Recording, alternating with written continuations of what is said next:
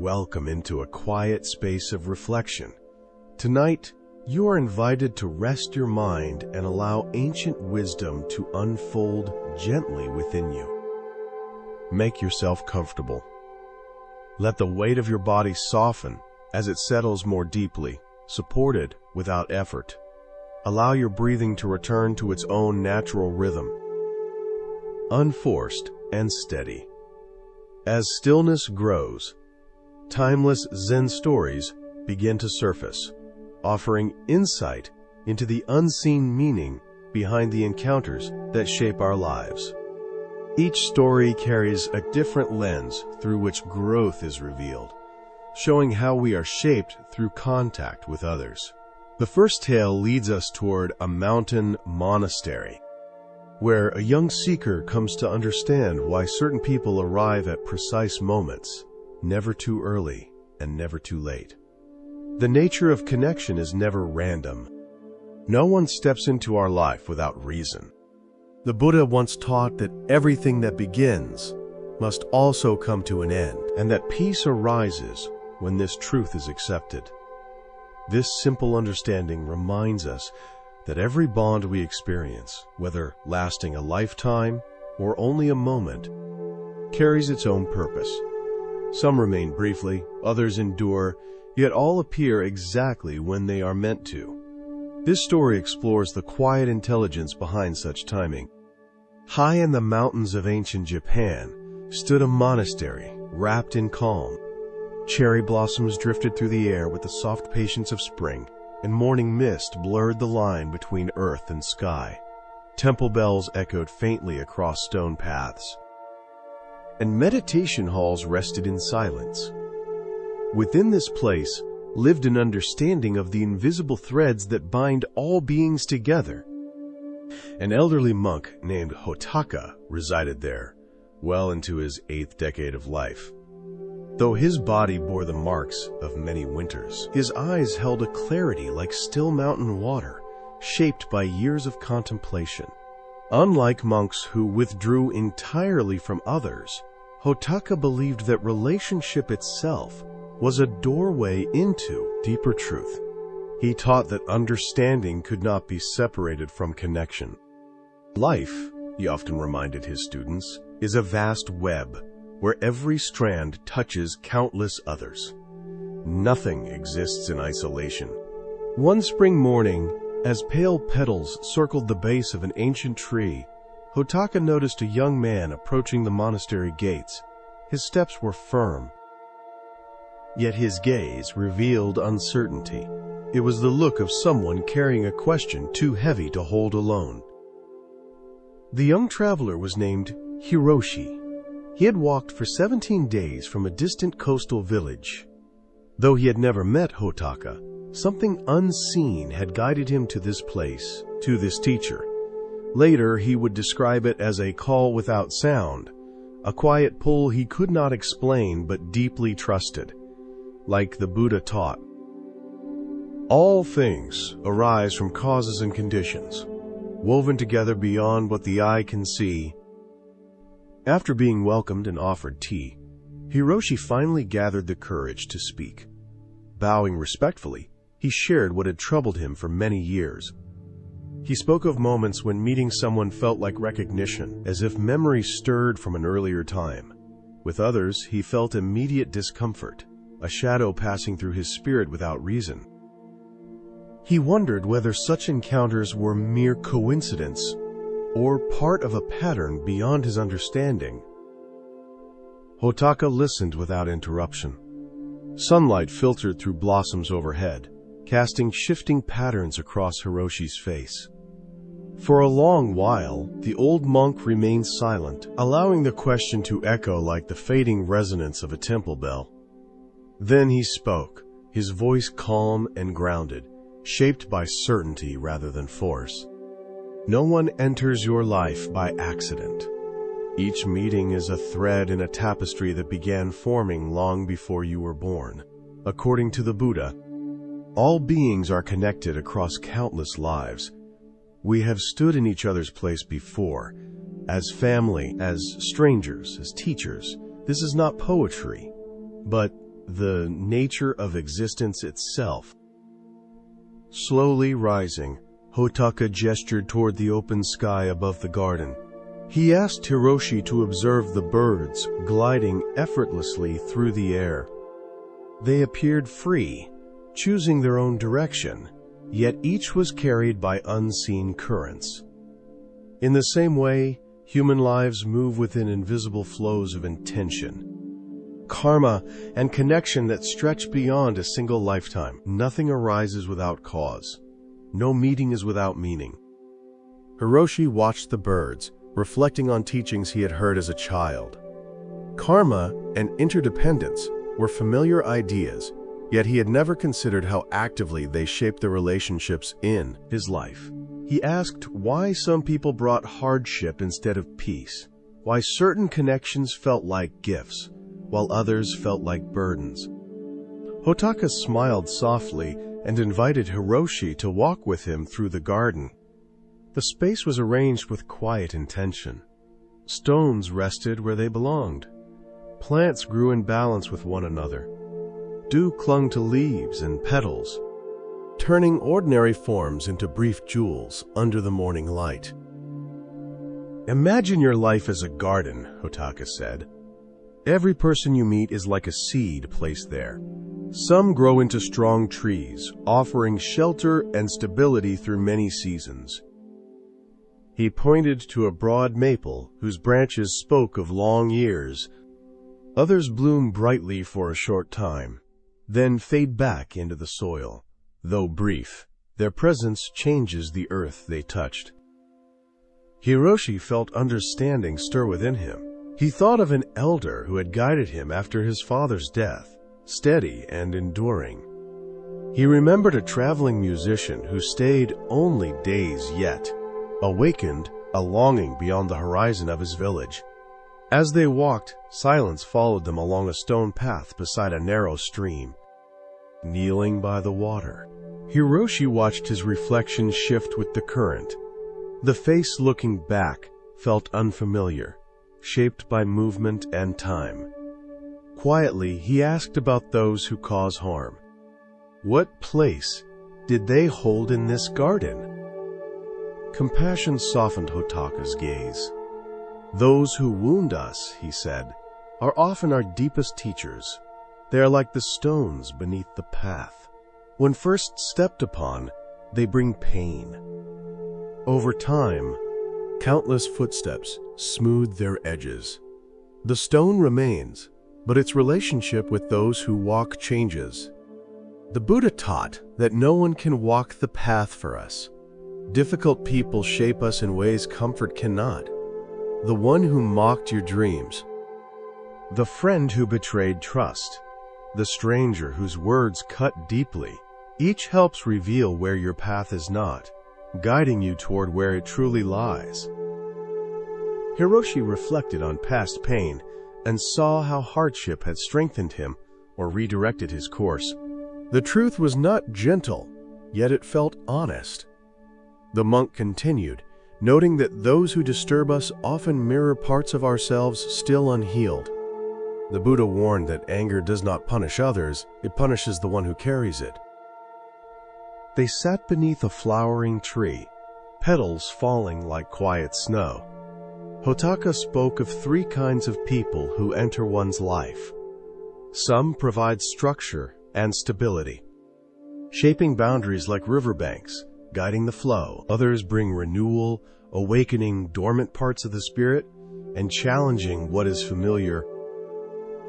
Others arrive to test the strength of what you believe, revealing cracks that cannot be seen in comfort.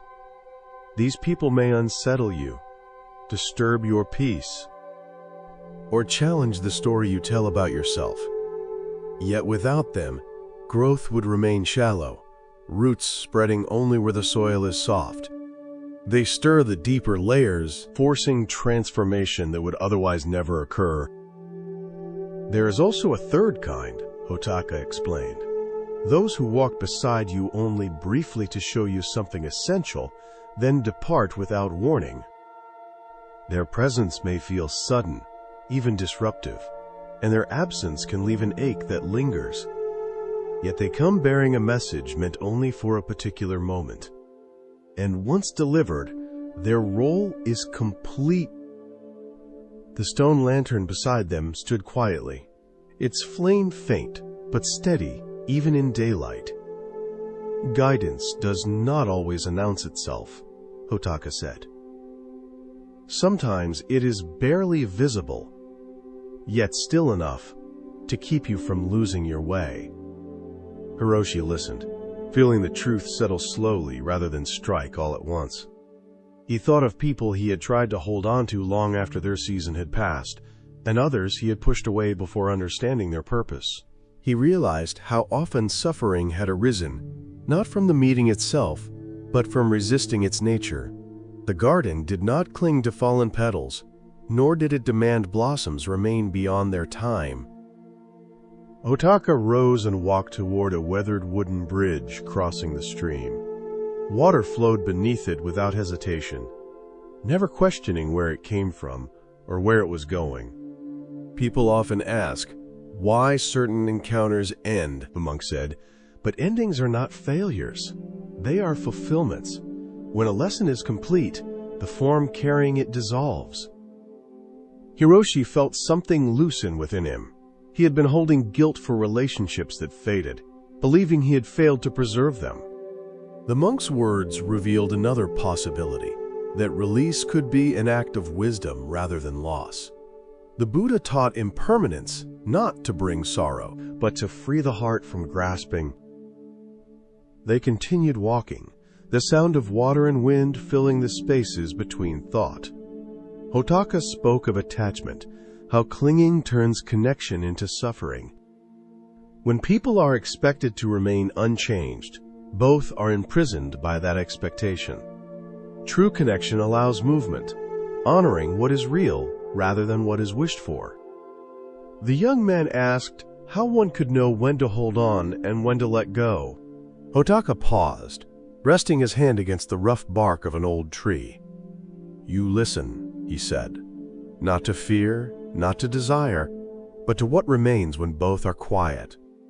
The body often knows before the mind accepts. Peace is the signal. Hiroshi considered moments when his chest tightened with resistance, and others when calm followed even painful goodbyes. He began to understand that wisdom did not remove pain, but gave it meaning. Pain without meaning hardens the heart. Pain understood becomes a teacher. The monk spoke then of gratitude. Every encounter deserves gratitude, even those marked by suffering. Gratitude does not excuse harm, but it transforms the residue left behind. Without gratitude, wounds remain open. With it, scars become maps. They returned toward the meditation hall as the sun climbed higher. Monks moved quietly across the courtyard, their steps measured, their presence unhurried. Each carried their own unseen network of connections. Teachers, rivals, companions, all shaping the person they had become. No one arrived at the monastery alone. Hiroshi felt the weight of his long journey settle differently within him. The question that had driven him across mountains had not been answered with certainty, but with clarity. Life was not a puzzle to solve, but a pattern to witness, meaning emerged not through control, but through attention. Before parting, Hotaka placed his palms together and bowed. "Remember this," he said. "Every person you meet is either a mirror or a doorway. Some show you who you are. Others show you who you may become. Both are necessary." As Hiroshi prepared to leave the monastery, cherry blossoms continued to fall, indifferent yet perfect in their timing. He walked away carrying no instructions, no rules to follow, only an awareness that every step forward would bring new encounters, each arriving exactly as needed. That night, as he rested beneath the open sky, Hiroshi felt a quiet trust replace his former doubt. People would continue to come and go, some gently, others painfully, Yet none would be meaningless. Each connection would shape him, polish him, reveal him, until his own path became clear through the very act of walking it. And so, as you rest now, breathing softly, you may begin to notice the people who have crossed your path, those who stayed, those who left, those who changed you without asking permission. Nothing about them was accidental. Each appeared at the precise moment your life could receive what they carried. You are not separate from the web that holds you. Every meeting, every farewell, every moment of recognition or resistance is part of a design too vast to see all at once. Peace comes not from understanding every thread, but from trusting that you are woven exactly where you belong. Let this understanding settle gently. There is nothing to fix, nothing to force. The rhythm of connection continues, even now, even as you rest.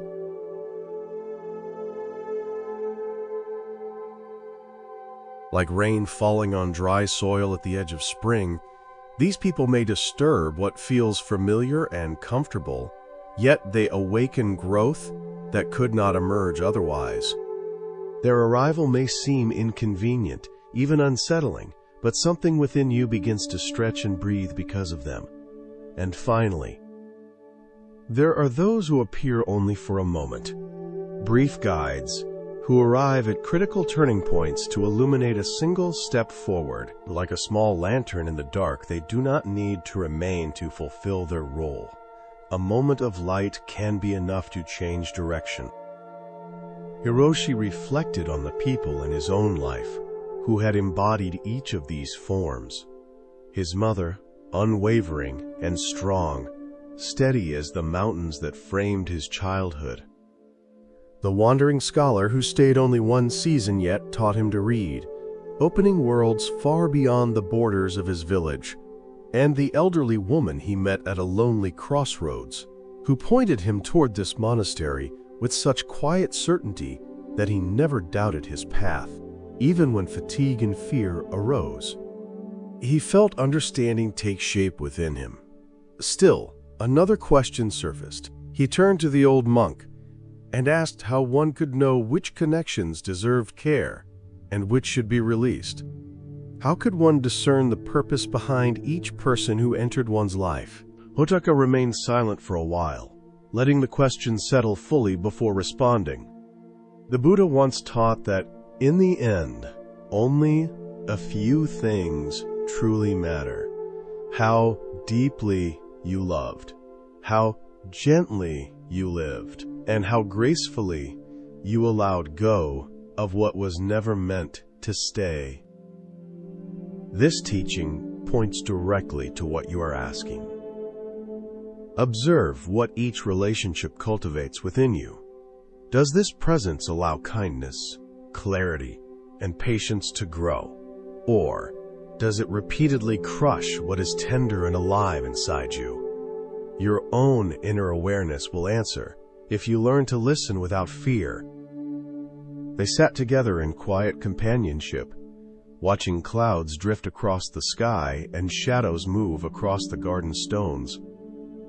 Hiroshi felt his thoughts slow, as though a fog were lifting to reveal a valley long hidden. After some time, Hotaka spoke again. Just as others enter your life with purpose, you also enter the lives of others with intention, whether you realize it or not. In some lives, you are the sheltering tree, offering rest and protection. In others, you are the brief bloom that awakens beauty and possibility. At times, you may even be the difficult stone that challenges another's steps, later smoothing into part of their path. The Buddha taught that one flame may light thousands of others without losing its own brightness. Your presence can illuminate the lives of others without diminishing your own light. As the day unfolded, Hotaka shared further reflections on human connection. He spoke of how attachment becomes suffering when we cling to relationships long after their lesson has been offered. He described the difference between love that frees and desire that binds. He taught practices of gratitude, encouraging Hiroshi to honor every encounter, whether gentle or painful, as part of his unfolding path. When evening approached and long shadows stretched across the monastery grounds, Hiroshi prepared to continue his journey. Though he had planned to stay only briefly, leaving now felt unexpectedly difficult. Standing at the gate, he turned back to the old monk with one final question. How could he remember these teachings when returning to the busy world below, where it is easy to believe that meetings are random and relationships are shaped only by effort? Hotaka smiled softly and reached into his robe, drawing out a small pouch. From it, he placed 3 objects into Hiroshi's hand: a smooth stone from the stream, a dried cherry blossom carefully preserved, and a tiny wooden lantern carved with great care. Keep these with you. When doubt arises, remember the 3 kinds of encounters and look for the lesson each one carries. He reminded Hiroshi of another teaching. When you light a lamp for someone else, your own path is also brightened. The connections you tend become sources of light. Even when the road ahead feels uncertain. With that, the monk bowed, not only as a teacher, but as a fellow traveler on the same endless path. Hiroshi returned the bow, gratitude filling him in ways he could not yet fully name. As he descended the mountain that evening, the small tokens resting safely in his pocket, he noticed each person he passed with new awareness. A merchant guiding his cart, a young mother holding her child close, an old farmer walking home at dusk. None appeared random now. Each felt like a meaningful thread woven into a vast, living tapestry. In the years that followed, Hiroshi often returned to the monastery, deepening his understanding. In time, he became a teacher himself, known for his insight into human connection and the quiet purpose behind each meeting. When asked what lesson mattered most, he would smile and say that no one enters our lives by accident. Every encounter is a seed. Some become trees. Some become flowers. Others become the stones that shape the path. All carry the possibility of awakening. Even decades later, seated in meditation, Hiroshi would hold the 3 small gifts, worn smooth by time, and remember the day his understanding truly began beneath a flowering tree. As this story comes to rest, you may gently reflect on the connections in your own life, the ones who offered shelter, the ones who appeared briefly and changed everything, the ones who challenged you and redirected your steps. Each has arrived with precise timing. Each has shaped the garden you carry within. As you drift towards sleep, consider that every person you meet arrives bearing a lesson your spirit is ready to receive. May you rest peacefully, supported by the unseen web of connection that holds us all, even in dreams.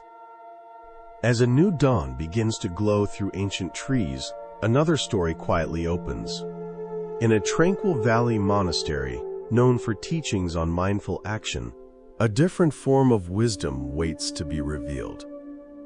Take a slow breath and allow your body to soften further. Sometimes, the deepest compassion is found not in doing more, but in knowing when to refrain. The body settles more deeply into rest as this new story unfolds. It explores a quiet paradox that often appears in daily life. At times, our sincere desire to help others can unintentionally lead to harm. The Buddha spoke of compassion as the path to happiness, yet compassion is not always expressed through action. Sometimes it lives in restraint, in knowing when to step back and allow another to find their own way. Within this serene valley monastery lived a respected monk named Noro. His reputation did not come from complex philosophy or cryptic sayings. but from practical wisdom that could be lived, not merely admired. People traveled from distant regions to seek his counsel, bringing questions about family conflicts, troubled friendships, and decisions that felt tangled beyond resolution. One crisp autumn morning, when red maple leaves drifted across the courtyard, Noro's students gathered inside the meditation hall for their weekly teaching. Among them sat a young monk named Takashi. His posture was still, yet his face revealed an unease that did not escape Noro's attention. Noro began by speaking calmly, his voice steady like water flowing over stone. Today, he said, they would explore a teaching that many find difficult to accept. It was the wisdom of non-interference, the understanding that helping is not always helpful, and that intervention, when driven by fear or control, can create suffering rather than ease it. Several students exchanged uncertain looks. Helping others was central to their practice. How could restraint be compassionate? Noro smiled gently, seeing their confusion. Life, he said, is like a great river, and each person is a small boat carried by its current. How many of you have tried to steer another person's boat without being asked? Nearly every hand rose. Takashi lifted his more slowly, his gaze falling toward the floor. And how many of you discovered that your good intentions led to unexpected consequences? Most hands remained raised. Takashi's chest tightened as memory surfaced.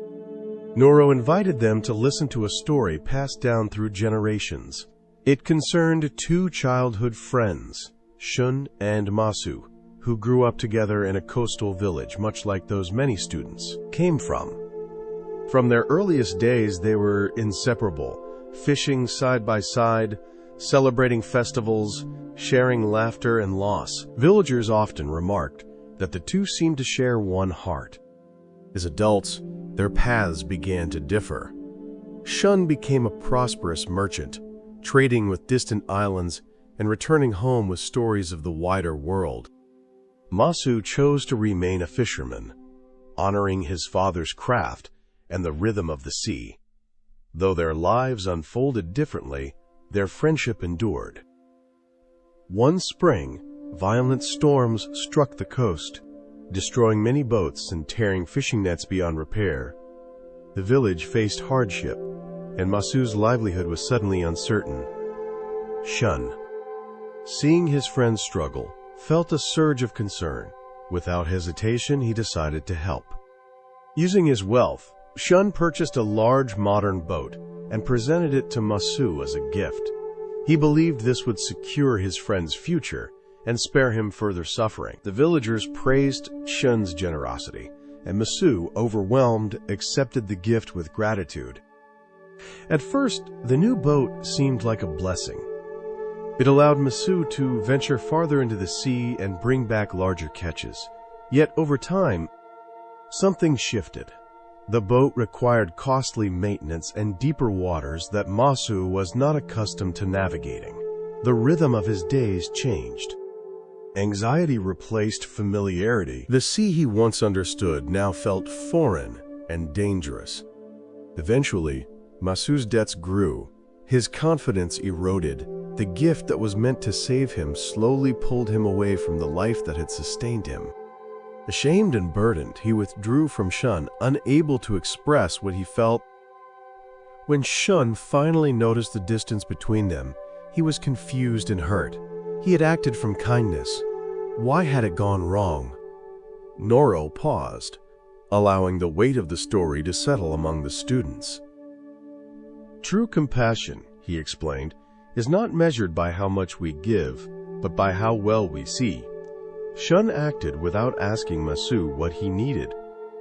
He imposed his own solution, shaped by fear of loss rather than understanding. In trying to steer his friend's boat, he disrupted Masu's relationship with his own life. Takashi felt the story pierce him gently, but deeply. He remembered a fellow monk he had tried to advise relentlessly, believing he knew the correct path. Instead of easing suffering, his insistence had created resistance and quiet resentment. Noro spoke of the difference between support and control. Support walks beside, control pulls ahead. When we interfere without invitation, we deny others the dignity of their own learning. The Buddha taught that each being must walk their own path. Even suffering carries lessons that cannot be borrowed. Compassion sometimes means offering presence rather than answers, listening rather than directing, trusting another's capacity to grow, even when their choices lead through difficulty. Non-interference does not mean indifference. It means honoring timing. Noro asked the students to reflect on moments when they felt compelled to fix others. Often, he said, that urge arises from discomfort within ourselves. We wish to relieve our own unease by changing another's experience. But wisdom begins when we can sit with uncertainty without rushing to resolve it. The river, he reminded them, teaches patience. A boat learns the current by moving within it, not by being dragged against it. When help is truly needed, it will be asked for, and when it is offered at the right moment, it will be received. As the teaching ended, silence filled the hall. Takashi felt something soften inside him. He understood now that compassion required humility. It asked for trust, not control. That evening, as the monastery grew quiet and lanterns glowed softly along the paths, Takashi sat in meditation with a new awareness. Helping others was not about saving them from difficulty, but about honoring their journey. And as you rest now, you may sense this truth settling gently within you. Sometimes the most loving act is to step back, to allow space, to trust the unfolding of another's life as deeply as you trust your own breath.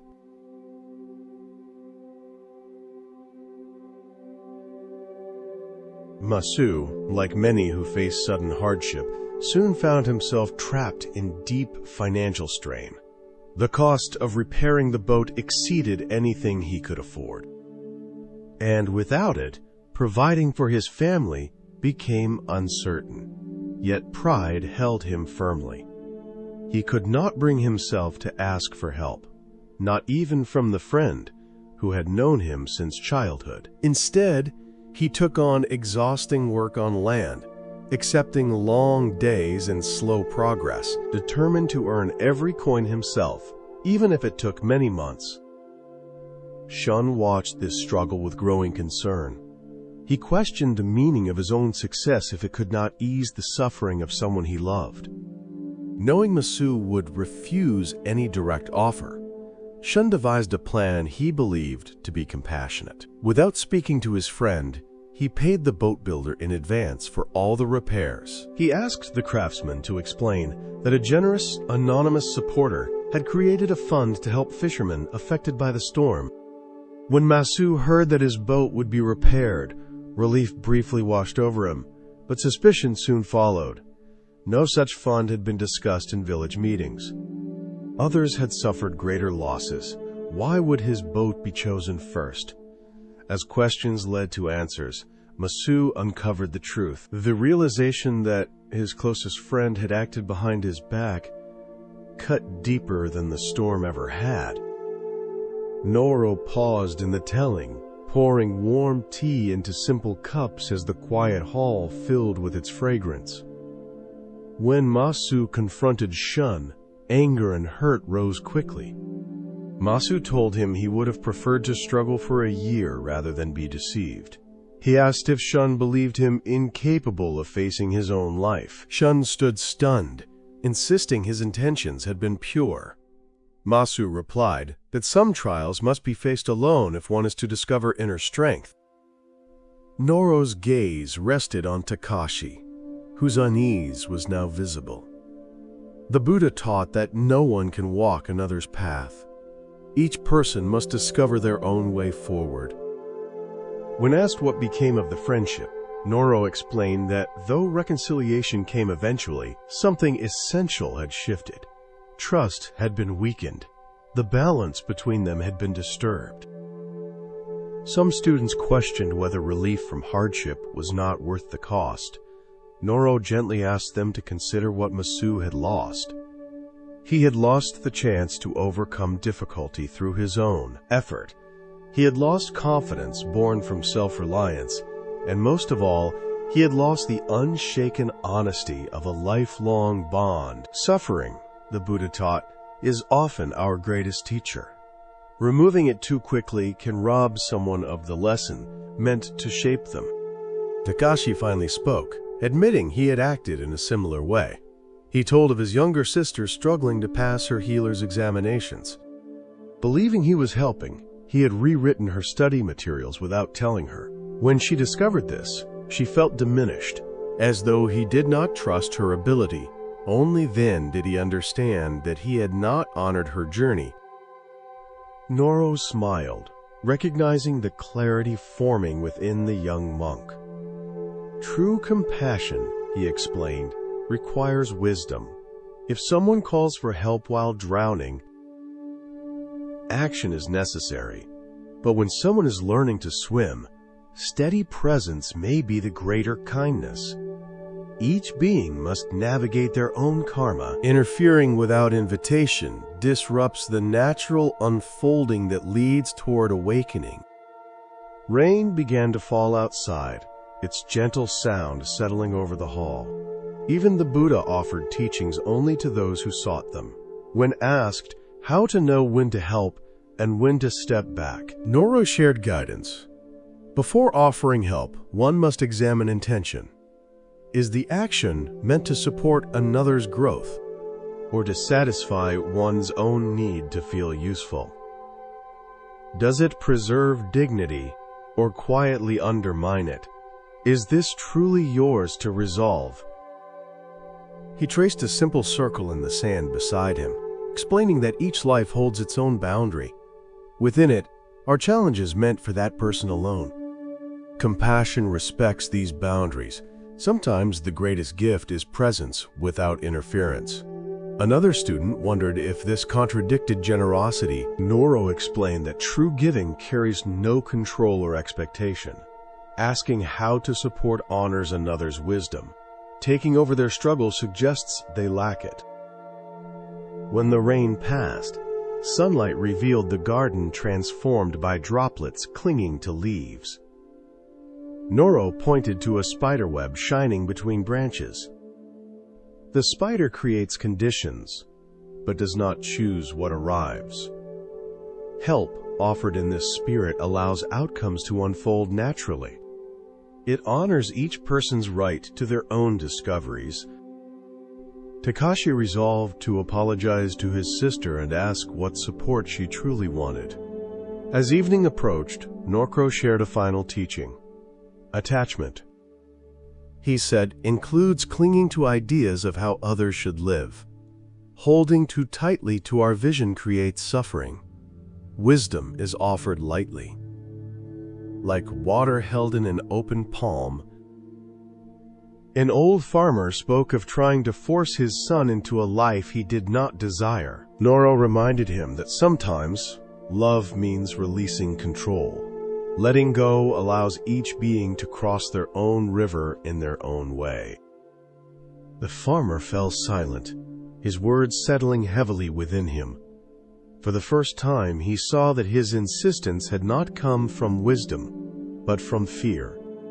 Fear of loss, fear of irrelevance, fear that a life different from his own would somehow diminish what he had built. Noro met his gaze with quiet understanding. Love that grips too tightly, he said, becomes another form of suffering. Love that releases allows life to breathe. He reminded them that attachment often disguises itself as concern. We tell ourselves we know what is best, when in truth, we are clinging to certainty in an uncertain world. The Buddha taught that freedom arises, not from controlling conditions, but from releasing our need to shape them.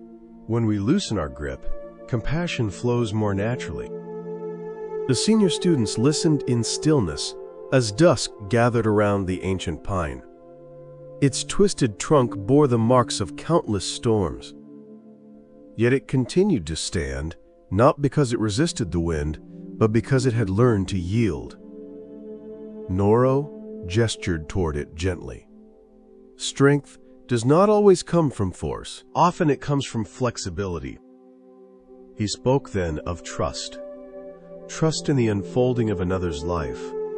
Trust in the intelligence of suffering. Trust that each being carries within them the capacity to learn, to fall, and to rise again. When we interfere too soon, we steal this trust, replacing it with dependence or resentment. The old monk's voice grew softer as night deepened. He reminded them that even silence can be an offering. Sitting with someone in their pain, without advice or correction, can be a profound act of love. It tells the other, I believe in you. I trust your path. I am here. As the gathering ended, the students dispersed quietly, each carrying their own reflections. Takashi walked slowly back toward his quarters, feeling both humbled and relieved. He realized that his urge to help had often been a way to escape his own discomfort at seeing others struggle. Now, he sensed a different path opening, one rooted in patience rather than urgency. The next morning, Takashi prepared to leave the monastery for a short journey. He carried no instructions, only an intention to listen more deeply. When he reached his sister's home, he bowed and spoke honestly. He apologized for interfering, for acting without asking, for doubting her strength. Then he asked a simple question. How can I support you right now? She was quiet for a long moment. Then she smiled, not with relief, but with recognition. She told him she did not need solutions. She needed encouragement. She needed someone to believe in her effort, even when she faltered. Takashi felt something settle into place within him. This was compassion shaped by respect. Back at the monastery, Noro continued his teachings, often returning to this quiet wisdom. He reminded his students that the path is not about doing more, but about doing what is true. Action born from fear creates entanglement. Action born from clarity creates ease. And sometimes, the most skillful action is to do nothing at all. As seasons turned, the story of Shun and Masu remained with the students. It became a mirror for their own lives. They began to notice how often they tried to steer others, how quickly they offered answers, how rarely they paused to ask whether their help was truly wanted. Awareness itself became a form of practice. Noro taught that the middle way applies not only to desire and restraint, but also to helping and non-helping. Blind interference and cold withdrawal are both extremes. Between them lies mindful presence, the ability to respond rather than react, to offer when invited, to wait when not. He spoke of how karma unfolds through experience, not instruction alone. Lessons learned through effort take root more deeply than those handed over ready-made. When we allow others to walk through their own difficulties, we honor the dignity of their becoming. As time passed, the monastery grew quiet again, but the teaching continued to ripple outward. Students carried it into villages, families, and relationships. Some learned to step back for the first time. Others learned to step forward only when called. Slowly, the balance shifted. And now, as you rest, this wisdom may also touch you. You may recall moments when you tried to fix what was not yours to fix, or times when someone stood beside you, saying nothing, yet offering more than words ever could. Both experiences carry their own teaching. Compassion does not always wear the face of action. Sometimes it appears as restraint, sometimes as trust, sometimes as silence. When you allow others the space to discover their own strength, you honor life itself. Let this understanding settle gently without effort. There is no need to judge the past or correct it. Awareness alone is enough. Like the river, life continues to move, carrying each boat along its own course. As your breath slows and the body softens further, remember this: you do not need to save anyone. You only need to meet each moment with clarity and care. From that place, true compassion naturally arises.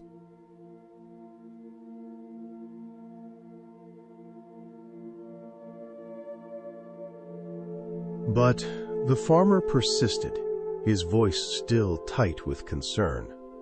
"If I do not guide him, how will he ever know which way is right?" Noro responded without haste, suggesting that what appears right to one person may not be right for another. He reminded them that the Buddha spoke of each day as a new birth, each morning an opportunity to begin again.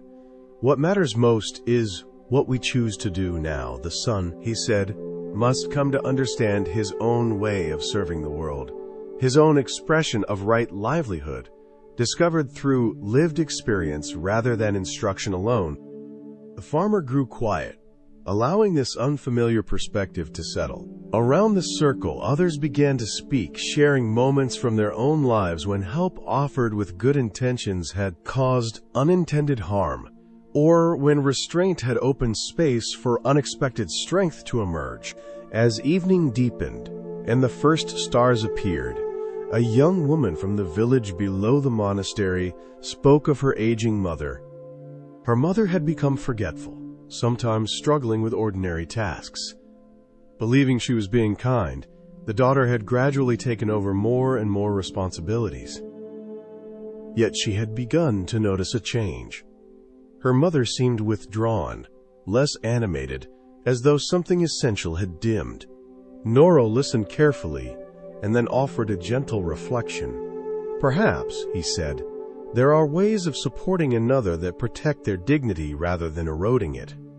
Instead of doing everything for her, could you find ways to do things together, or adjust the tasks so she can still take part in what gives her a sense of purpose?" The young woman's expression shifted, recognition spreading across her face. "Yes," she said softly, "I see it now. I thought I was helping, but I was helping in a way that made her feel incapable, when I could have honored what she is still able to give." Noro reminded them of the Buddha's teaching that health is the greatest gift and contentment, the greatest wealth. True health, he said, is not only the condition of the body, but also the inner richness that comes from feeling useful, capable, and valued. As the gathering drew to a close, he shared one final story, carried through generations of Buddhist teachers. Long ago, a man noticed a butterfly struggling to emerge from its chrysalis. The effort seemed immense, and the man felt deep compassion as he watched the creature strain. Wanting to ease its suffering, he carefully used a small blade to widen the opening of the cocoon. The butterfly emerged quickly, but its body was swollen, and its wings were small and crumpled. The man waited, expecting the wings to expand and strengthen, but they never did. What he did not understand was that the struggle itself was essential. The effort of pushing through the narrow opening forces fluid into the wings, making flight possible. Without that necessary resistance, the butterfly could never rise into the air. His help, though well-meant, left the butterfly unable to fly for the rest of its life. Noro let the silence hold this image. "Sometimes," he said, "the difficulty we are most eager to remove from another is precisely what they need in order to grow strong. Compassionate restraint, allowing others to face what is necessary for their development, may be the greatest kindness we can offer."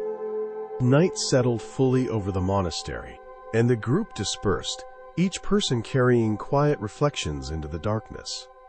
The teaching, simple on the surface, revealed itself as deeply relevant to many corners of ordinary life. Takashi remained behind, helping Noro extinguish the lanterns around the meditation hall. After a while, he spoke. "I have been thinking again about my sister," he said. "If I had not interfered with her studies, she might have developed her own way of understanding the material, a way better suited to her than mine." Noro agreed, and there is something more. By struggling on her own, she would not only gain knowledge, but confidence in her ability to meet difficulty. That confidence, Noro said, may serve her even more than the information itself when she faces challenging moments as a healer. Takashi nodded slowly. The Buddha's words about being our own refuge make more sense to me now. We each have to uncover our own inner strength. Exactly, Noro replied with a gentle smile. The Buddha taught that just as a solid rock is unmoved by the storm, the wise are not shaken by praise or blame. When we resolve our own difficulties, we build that steady inner foundation.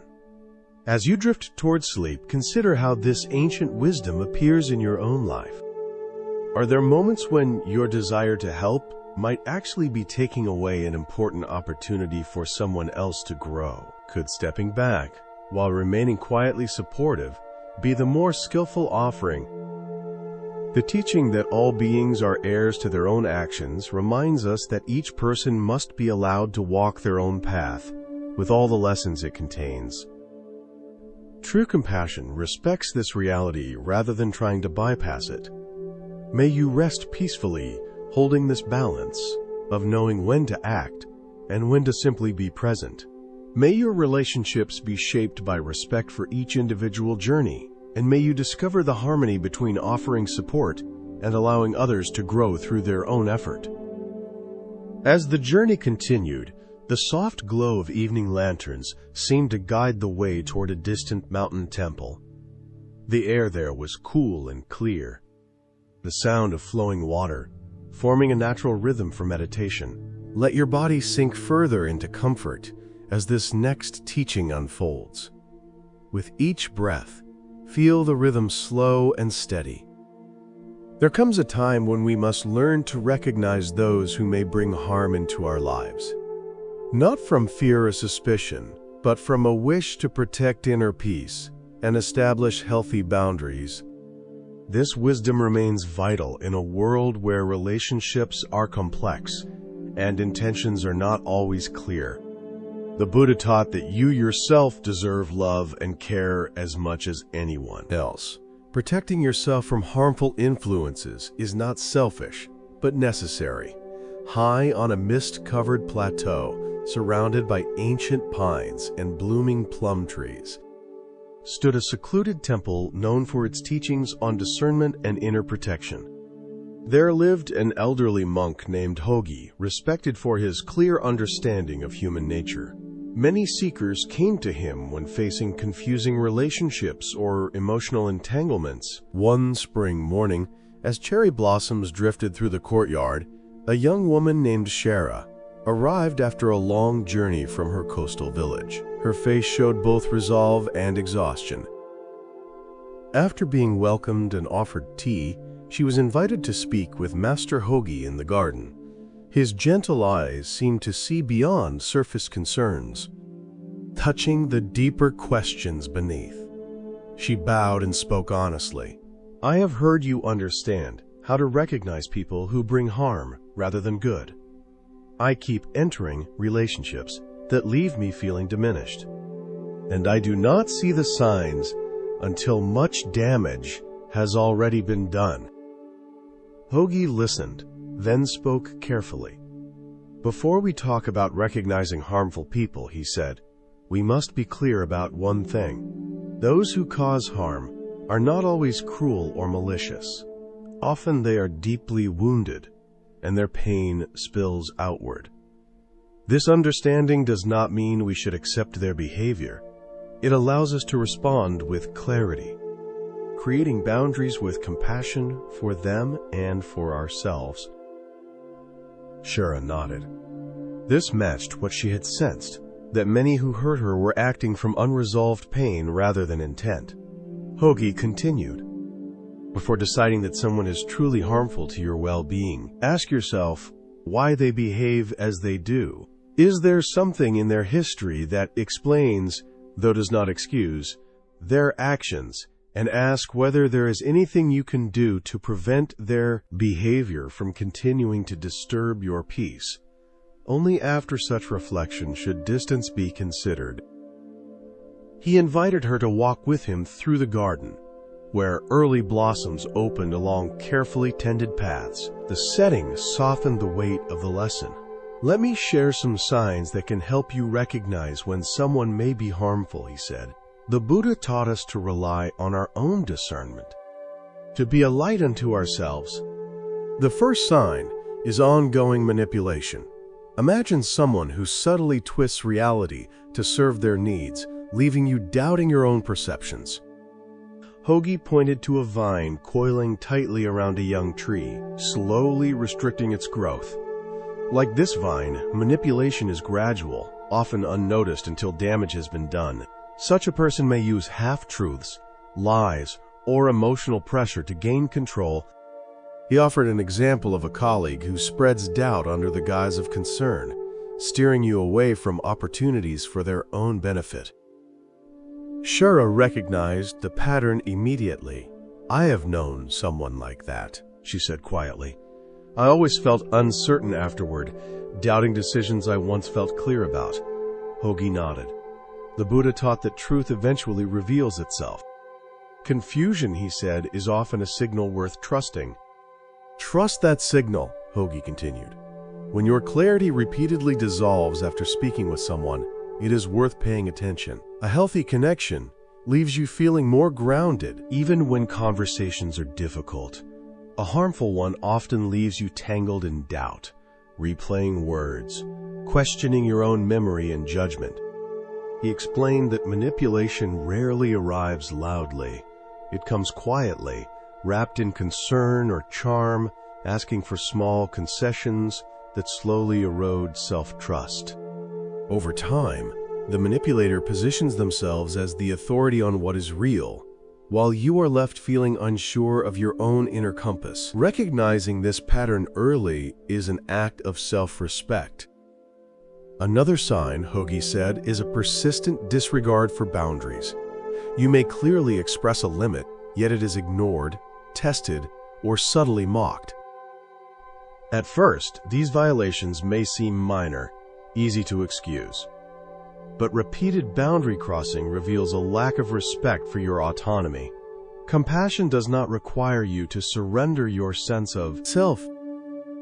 He paused beside a stone lantern weathered by time. Boundaries, he explained, are not walls meant to shut others out, but markers that protect what is sacred within you. Those who repeatedly refuse to honor them are showing you who they are, regardless of what they say. Hogi also spoke of imbalance. In harmful relationships, giving flows in only one direction. You offer time, energy, understanding, while receiving little in return. When you are depleted and the other remains unchanged, something essential is out of harmony. The Buddha taught the middle way, and this applies to relationships as much as to any other aspect of life. Shara reflected on friendships where she had been the listener, the supporter, the one who made excuses, while her own needs remained unspoken or unmet. Seeing this clearly brought both sadness and relief. Sadness for the energy lost, relief for the clarity gained. Another sign, Hogi added, is when someone consistently diminishes your sense of worth. This may not come as open insult, but as subtle comparisons, dismissive humor, or constant correction. Over time, such interactions quietly undermine confidence. The Buddha reminded us that words have power, shaping the mind as surely as actions shape the body. If you find yourself shrinking, apologizing for existing, or feeling smaller in someone's presence. He said, listen carefully to that feeling. It is wisdom speaking through the body. As they completed their walk, Shara felt a steadiness she had not known before. These signs were not accusations, but tools. They did not ask her to judge others harshly, but to protect her own well-being with awareness and kindness. Hogi concluded by reminding her that recognizing harm does not require anger. Distance can be created calmly, without drama or blame. You are not responsible for healing another person at the cost of your own peace. The Buddha taught compassion, guided by wisdom, not sacrifice, born of fear. Shara bowed deeply, gratitude evident in her expression. She understood now that discernment was not the opposite of kindness, but one of its most refined forms. By honoring her own boundaries, she could meet the world with a clearer heart. And as you rest now, this teaching may also find its place within you. Perhaps certain relationships come to mind, moments when your energy drained away, or when confusion lingered without explanation. You do not need to resolve anything tonight. Simply notice. Let awareness be gentle. Let understanding arise in its own time. Protecting your inner peace is an act of love, not only for yourself, but for the world you move through. As your breath deepens and the body grows heavier with rest, hold this quiet knowing. You are allowed to choose clarity. You are allowed to step back. You are allowed to care for yourself without guilt. May this wisdom accompany you into sleep, steady and calm. May you awaken with a clearer sense of what nurtures you and what does not. And may your path be guided by both compassion and discernment, moving naturally toward balance and peace.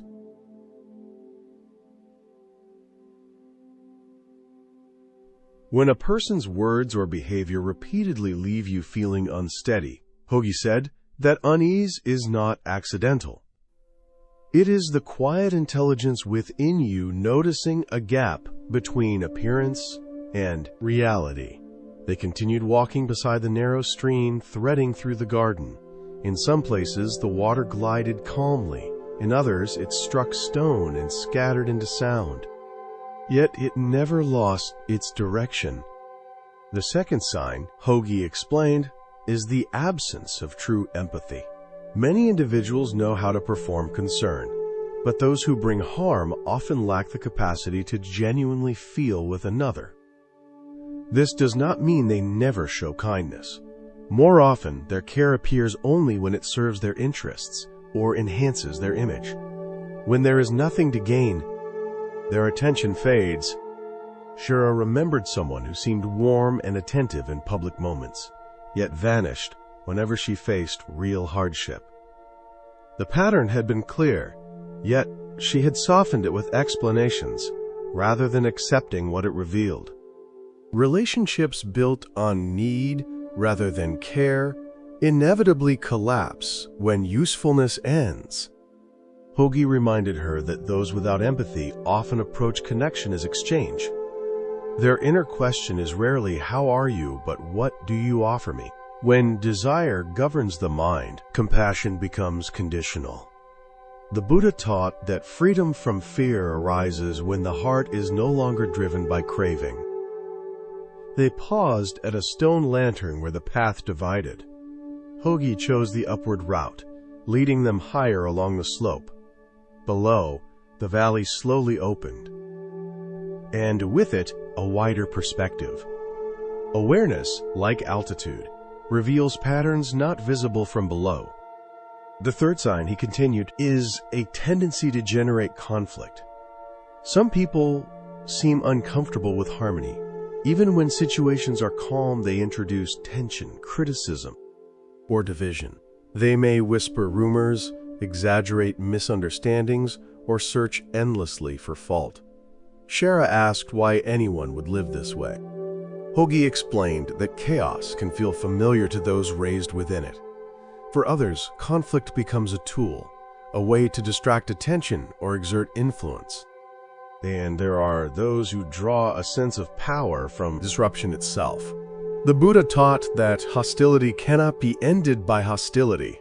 Yet this does not mean we must remain close to those who cultivate discord. Responding without hatred sometimes means creating space. They reached a stone bench overlooking the valley. Fields, rivers, and distant villages lay below, woven together like a living tapestry. From here, individual troubles seem smaller, yet more clearly connected. Hogi allowed the view to speak before continuing. The fourth sign, he said, is an excessive need for control. Some individuals cannot tolerate others choosing differently from them. They question decisions, criticize preferences, and offer guidance that was never requested. Shara recognized this immediately. Her former partner had framed control as concern, slowly narrowing her freedom while insisting it was for her benefit. Hogi nodded. Control often begins softly. It wears the mask of protection before revealing its true shape. The Buddha reminded us that each person must walk their own path. Those who respect us allow us to learn, even through mistakes. Care that denies autonomy is not care, but fear. A breeze moved through the trees, carrying the scent of pine. They sat quietly, letting the insight settle. Shara felt both grief for what she had endured and relief at finally naming it. The fifth sign, Hogi continued, is habitual dishonesty. While occasional untruths are human, harmful individuals often live with an ongoing deception. Lies become their default language, used even when honesty would be easier. Shara asked how such patterns can be recognized. Hogi advised her to trust the subtle signals. Stories that shift. Explanations that feel overly complex. A sense that something does not align. The Buddha encouraged questioning, not blind acceptance. Truth reveals itself through consistency. Over time, deception collapses under its own weight. As the teachings say, what is hidden eventually comes into the light. They walked on through a bamboo grove, where sunlight broke into moving patterns. The tall, straight stalks stood as quiet reminders of integrity, of living without contradiction. The sixth sign, Hogi said, is repeated violation of boundaries. After limits are clearly expressed, they are ignored, dismissed, or challenged. This may appear in small interruptions or borrowed possessions, or in deeper betrayals, such as sharing private matters without consent. The scale varies, but the message is the same. Your autonomy is not being honored. Shara reflected on how often her boundaries had been treated as inconveniences rather than needs. Hogi affirmed her realization. Non-harm, the Buddha taught, begins with respect. Honoring boundaries is a basic expression of that principle. They entered a garden of healing plants. Hogi brushed a leaf between his fingers, releasing its sharp fragrance. The seventh sign, he said, is revealed not by words, but by feeling. Notice how your body responds in someone's presence. Do you feel tense, diminished, or drained? Or do you feel steady, open, more fully yourself? The body often knows, before the mind can explain. The Buddha taught mindfulness of sensation as a gateway to wisdom. Physical responses are messages, not inconveniences. Shara closed her eyes briefly, sensing the contrast between relationships that felt expansive and those that brought immediate tightness. The signals had always been there. The final sign Hogi offered was the absence of reciprocity. Healthy relationships move through cycles of giving and receiving. Perfect balance is unnecessary, but mutual care must exist. When one person consistently takes, without offering time, effort, or regard, the connection becomes hollow. Such imbalance reveals a self-centeredness that prevents true meeting. The Buddha taught that generosity nourishes both sides. Those who only receive miss the deeper joy of contribution. As they returned to the temple pavilion, the afternoon light softened into gold. Shara absorbed the teachings with a mix of clarity and concern. She asked what to do when harmful people cannot be avoided, such as family or colleagues. Hogi acknowledged the reality. The Buddha taught a middle way, not total entanglement, not complete rejection. He described compassionate distance. First, establish inner boundaries, knowing what you will and will not accept. Second, communicate simply and calmly when needed, without blame. Third, limit exposure to what you can meet without harming yourself. This may mean shorter interactions or specific settings.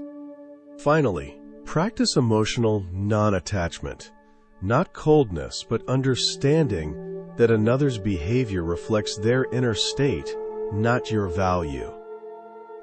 As the Buddha taught, difficult emotions harm us when we cling to them. Shara felt a quiet strength forming. Discernment, she realized, was not about judgment. It was about clarity. With that clarity, she could move through the world with compassion that included herself. As this understanding settles, you too may recognize these patterns. There is no urgency to act. Awareness is the first protection. From it, wise response naturally grows. With this understanding resting quietly in her mind, Shara remained seated as the temple bell sounded in the distance, its tones spreading through the mountain air like a slow breath. The sound did not demand attention. It simply arrived, filled the space, and faded.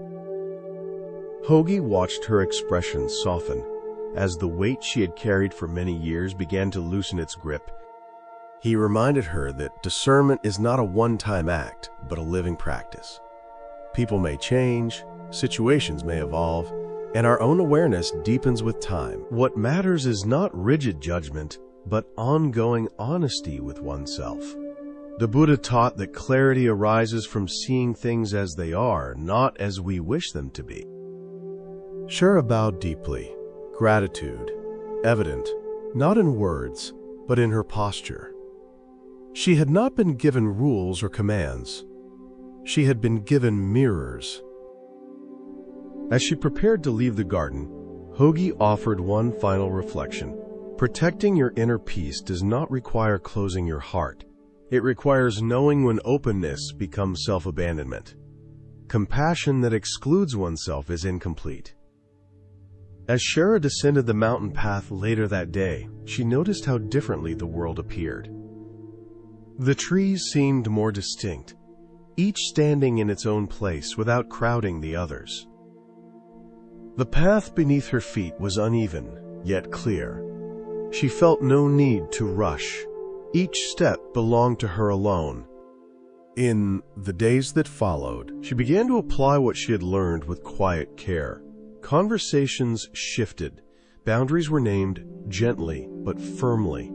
Some connections naturally loosened, while others grew stronger in the space created by honesty. Not every interaction became easy, but each became clearer.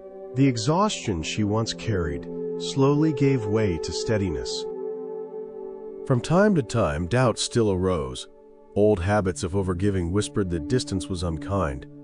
In those moments, she returned inward, listening to the body, to the breath, to the simple truth of how she felt. The Buddha taught that the mind, when trained, becomes a trustworthy guide. Far away, in the mountain temple, Hogi continued his daily rituals much as he always had. Teaching, tending the garden, sitting in silence. He knew that wisdom does not travel as information alone. It moves through lived experience, through moments when insight meets choice.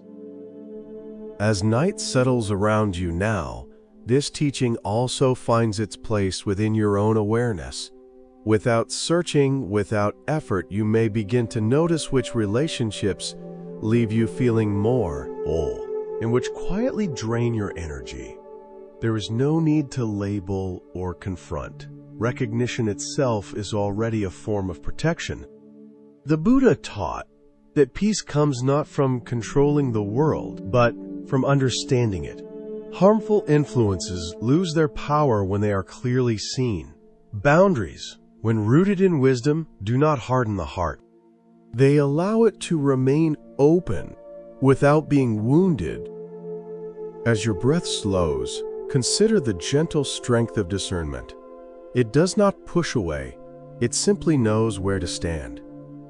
In this knowing, inner peace becomes less fragile, less dependent on others behaving as we wish. May your rest tonight be held by clarity rather than tension. May your heart remain kind without being unguarded. And may you move through your relationships with the quiet confidence that comes from honoring both compassion and truth. Allowing sleep to arrive naturally, carrying these reflections into the deeper currents of your dreams.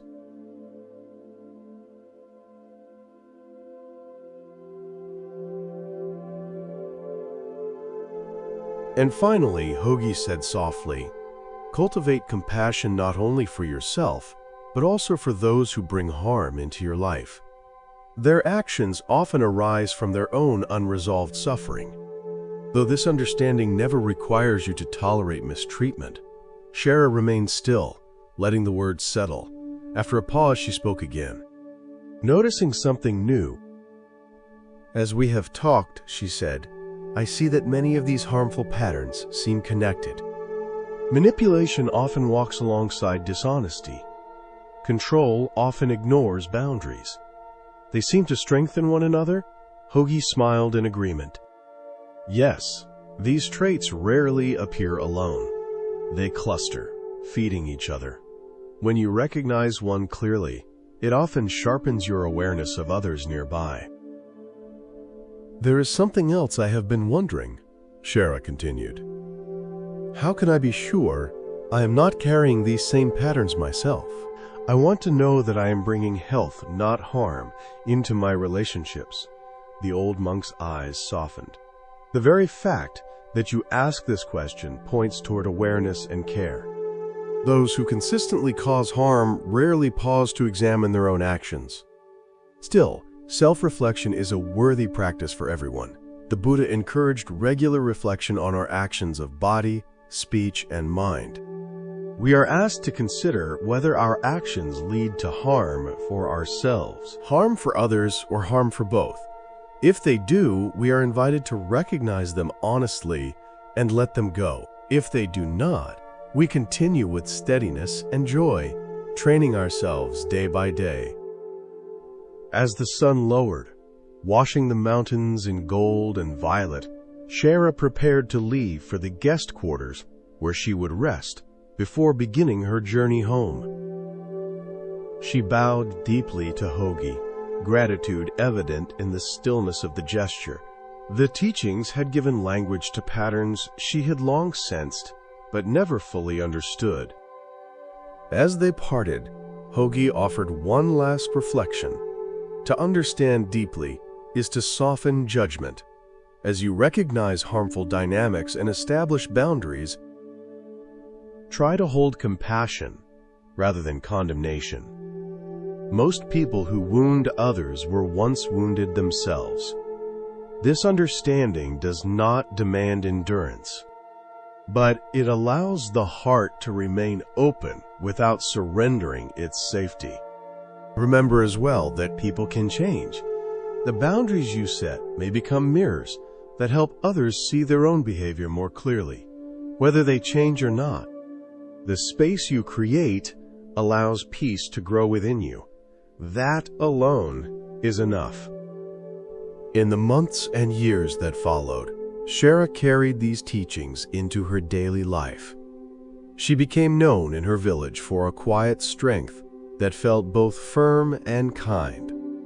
Young people sought her counsel about difficult relationships, and she shared the wisdom she had received, shaped gently to fit their lives. From time to time, she returned to the mountain temple, not out of confusion, but to deepen her understanding. On one visit, she shared with Hogi how learning to recognize harmful patterns had transformed not only her relationships with others, but also her relationship with herself. She had begun to notice the same tendencies of control, self-criticism, and boundary violation in her own inner dialogue. Hogi smiled knowingly. The Buddha taught that we must become our own refuge. The same clarity and compassion we seek in others must be cultivated within. As you recognize and release harmful patterns, both outward and inward, you create the conditions for genuine peace to take root. As you drift toward rest, you may reflect gently on the connections in your own life. Notice which relationships leave you feeling steady and alive, and which quietly drain your energy. Consider whether clear, compassionate boundaries might allow some connections to heal, and others to loosen without bitterness. The Buddha taught that no one in the universe is more deserving of your love and care than you yourself. Let this truth guide you as you choose relationships that honor your worth and support your peace. As the night deepens, the scene shifts to another quiet refuge, a small mountain hermitage perched on a cliff above a moonlit valley. Allow your body to settle more fully now. With each breath, the weight of the day softens, and the mind grows still. In a world that often measures success by numbers of friends, followers, and connections, Buddhist wisdom offers a gentler view. Fulfillment does not arise from how many people surround us, but from the depth and sincerity of the bonds we keep. Tonight's story explores why a small circle of true friends may bring more peace than a wide network of shallow ties. The Buddha taught that a true friend is one who stands beside you in times of need. This teaching points not to abundance, but to reliability. Even a single genuine connection can transform a life. High on a remote mountainside, reachable only by a narrow path through cedar forests and stone ridges, lived the monk Kubo. Unlike teachers who gathered large followings, Kubo chose simplicity. He lived quietly, meeting only a few students and the occasional traveler seeking guidance. His hermitage was modest, a meditation hall, a small kitchen, and a handful of rooms for visitors. Yet, those who arrived often remarked on the deep calm that seemed to permeate the space, inviting honesty and reflection without effort. One autumn afternoon, as red and gold leaves moved gently in the wind, a young woman named Alina arrived. She had traveled from a crowded coastal city, carrying a question that weighed on her heart. After tea and a simple meal, she was invited to speak with Kubo in the Hermitage Garden. Unlike the formal gardens of large temples, this one followed the land's natural shape. Native plants grew freely, stones marked gentle paths, and the valley stretched endlessly below. "Master Kubo," Alina began, her voice uncertain, "something feels wrong in my life, though I cannot explain it. I have steady work, enough money, and good health. Yet a sense of loneliness follows me." Kubo listened without interruption. "Tell me about this loneliness," he said quietly. Alina hesitated, then continued. "When I look around, others seem surrounded by friends. Their days are full of gatherings. I have only 2 close friends, and sometimes weeks pass when I see no one beyond my work. I wonder if something is lacking in me." Kubo allowed silence to settle before speaking. "Friendship is precious," he said, "but your well-being is not measured by numbers. I would like to share why having few friends or even walking alone for a time is not a failure, but can be a gift. He led her to a stone bench overlooking the valley. Mountains, forests, and a distant river unfolded before them, offering perspective beyond the narrow lens of comparison. First, Kubo said, relationships are measured by depth, not quantity. The Buddha taught that a wise companion who reveals your blind spots is more valuable than many who only agree with you. One honest mirror is worth more than 1,000 flattering reflections. He poured a single cup of tea and placed it in Alina's hands. This cup holds only what it needs for this moment. Would you prefer many shallow pools that dry quickly, or one deep well that remains cool even in drought? Alina considered this quietly. I have always believed more was better, she said, but perhaps depth brings something more lasting. Kubo nodded. With fewer friendships, you gain freedom to be yourself. Many exhaust themselves maintaining appearances across countless relationships, always performing rather than living. The Buddha taught that one word of truth can bring more peace than many empty words. In the same way, one sincere relationship can nourish the heart more than many hollow connections. Alina thought of her two close companions, her cousin Jiro and her childhood friend May. With them, she felt no need to pretend. Conversation flowed easily, from laughter to silence, from simple moments to deeper questions. The contrast with her work relationships felt clear. Fewer friendships allow your energy to rest where it truly matters. In that space, connection becomes not something you collect, but something you live. With fewer friendships, your emotional energy is no longer scattered. It gathers naturally around those bonds that nourish you rather than drain you. Kubo explained that when connections are limited, attention deepens. Listening becomes more sincere. Presence becomes easier. There is less pressure to divide yourself into many versions, each shaped to fit a different expectation. The Buddha taught that contentment arises from simplicity. This applies not only to possessions, but also to relationships. When your circle is small, you are less likely to lose yourself in comparison or performance. You are free to show your uncertainty, your quiet moods, your changing thoughts, without fear of losing approval. Alina felt a subtle release in her chest. She realized how much effort she had spent measuring herself against others, counting invitations, comparing calendars filled with names. That constant comparison had quietly fed her loneliness rather than easing it. Kubo continued, another gift of having few friends is clarity. When your life is crowded with voices, it becomes difficult to hear your own. Opinions overlap. Expectations multiply. But when relationships are fewer, your inner voice speaks more clearly. You begin to recognize what you truly value, not what you feel pressured to value.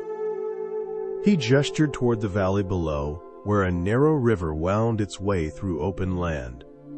A river does not become stronger by splitting into countless streams. Its strength comes from moving in one clear direction. In the same way, your life gains strength when your relationships support your true nature rather than pull you apart. Alina reflected on how often she had said yes to social invitations she did not truly want, simply to avoid the feeling of being left out. Those evenings left her tired, strangely emptier than before. Meanwhile, a single quiet walk with one close friend often restored her sense of balance. There is also the matter of impermanence, Kubo said gently. Many friendships are meant for a season, not a lifetime. When we seek many connections, we often cling to those that have already completed their purpose. This creates subtle suffering. With fewer relationships, it becomes easier to recognize when a bond has naturally changed and to let it go without resentment. The Buddha taught that clinging is the root of suffering. This applies to people as much as possessions. True friendship allows change. It does not demand constant proximity or unchanging roles. Alina asked quietly, "But what about loneliness? Sometimes the silence feels heavy, especially in the evenings." Kubo nodded. Loneliness is not always the absence of people. Often it is the absence of connection with oneself. When you learn to be at ease in your own presence, solitude becomes spacious rather than painful. He explained that solitude and friendship are not opposites, but companions. Solitude teaches you who you are. Friendship allows you to share that truth. Without solitude, friendships become dependency. Without friendship, solitude can become isolation. Balance arises when you are comfortable with both. The Buddha spent long periods alone in meditation, yet he also formed deep bonds with his disciples. He did not fear solitude, nor did he avoid connection. He allowed each to serve its purpose. As the light softened, Alina noticed how calm she felt. The question that had brought her here no longer felt sharp. Instead, it had transformed into curiosity. She asked, "How can I know whether a friendship is truly nourishing?" Kubo answered simply, "Notice how you feel after spending time together. Do you feel more aligned with yourself, or less? Do you feel pressured to perform, or safe to be real?" True friendship does not require constant agreement, but it leaves the heart steady rather than disturbed. He added that true friends do not compete for your attention or guilt you for your limits.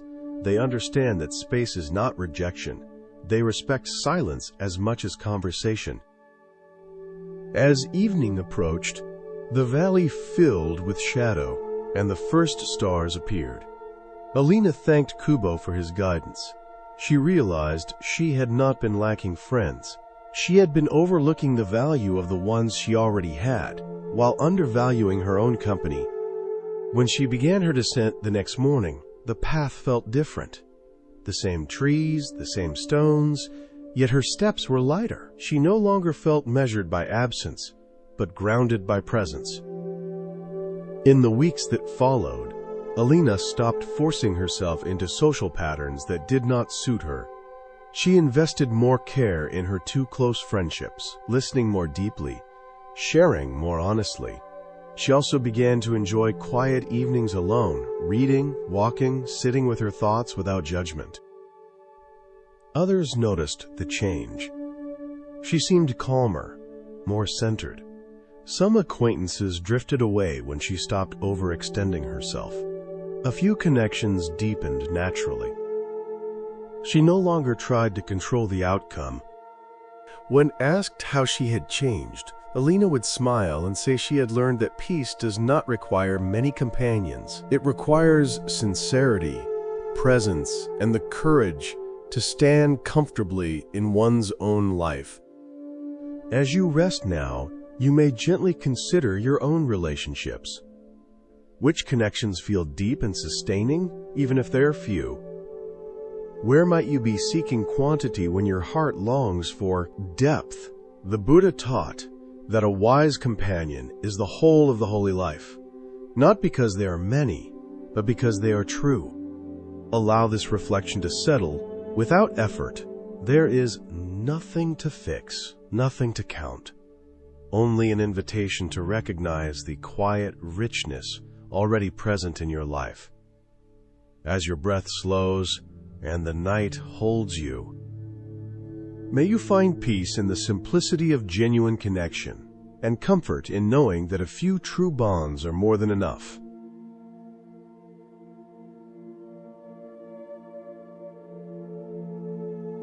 Kubo went on, inviting Alina to reflect on how tension often arises in large circles of people. Each bond, he explained, requires care, patience, and moments of repair when misunderstandings appear. When connections are many, this effort can become fragmented. with fewer relationships. The same energy can sink deeper, strengthening bonds that are able to endure strain and change. He pointed toward 2 old pine trees near the cliff, their roots braided beneath the soil, their trunks leaning slightly toward one another as if sharing the burden of the mountain wind. Those trees, he said, had grown side by side for more than a century. What sustained them was not surface contact, but what lay unseen beneath the ground. Their depth granted them resilience that countless young trees with shallow roots could never match. Kubo fell silent, letting the wind and the open space complete the teaching without further explanation. After a while, he spoke again, noting another quiet gift of having fewer obligations. Space opens for solitude, and solitude is essential for inner growth. The Buddha himself withdrew from community again and again, entering long periods of aloneness.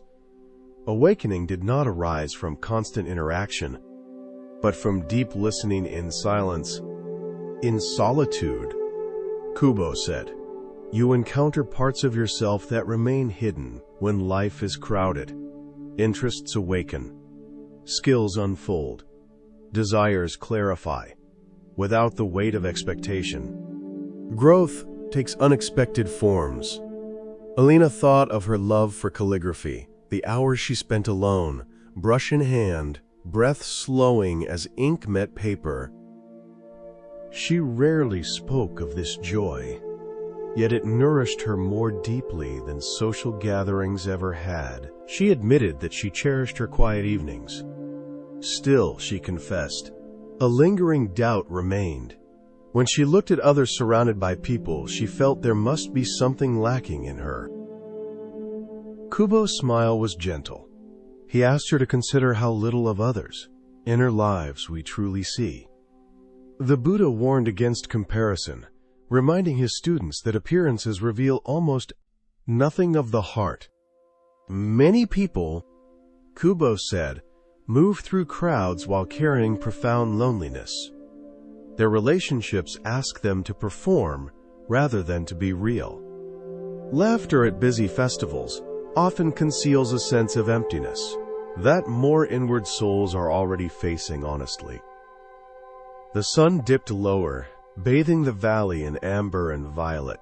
Smoke from distant homes drifted upward, blending with the scent of pine. They sat without speaking, watching light transform into shadow. After some time, Kubo spoke of freedom. With fewer close ties, life choices become lighter. If a calling appears, study, travel, a new path, there are fewer knots to untangle. Attachment, the Buddha taught, is a source of suffering. This does not mean rejecting connection, but holding it gently, allowing movement rather than restraint. Alina remembered how May had left to follow her dream of healing. Though separation had been painful, their friendship had not weakened. Letters replaced daily meetings, and their exchanges grew more thoughtful, more sincere. Distance had deepened what closeness once held. Kubo added that those content with a small circle often share certain strengths. They tend towards self-reliance, reflection, and honesty. They wait for resonance rather than settling for convenience. Discernment and mindfulness, qualities praised by the Buddha, are practiced through such selectivity. Choosing where to place one's energy is itself a spiritual act. Night settled across the mountains. A lantern was lit, casting warm light against the dark. Stars emerged, innumerable, yet distinct. Kubo asked Alina to consider her 2 close friends.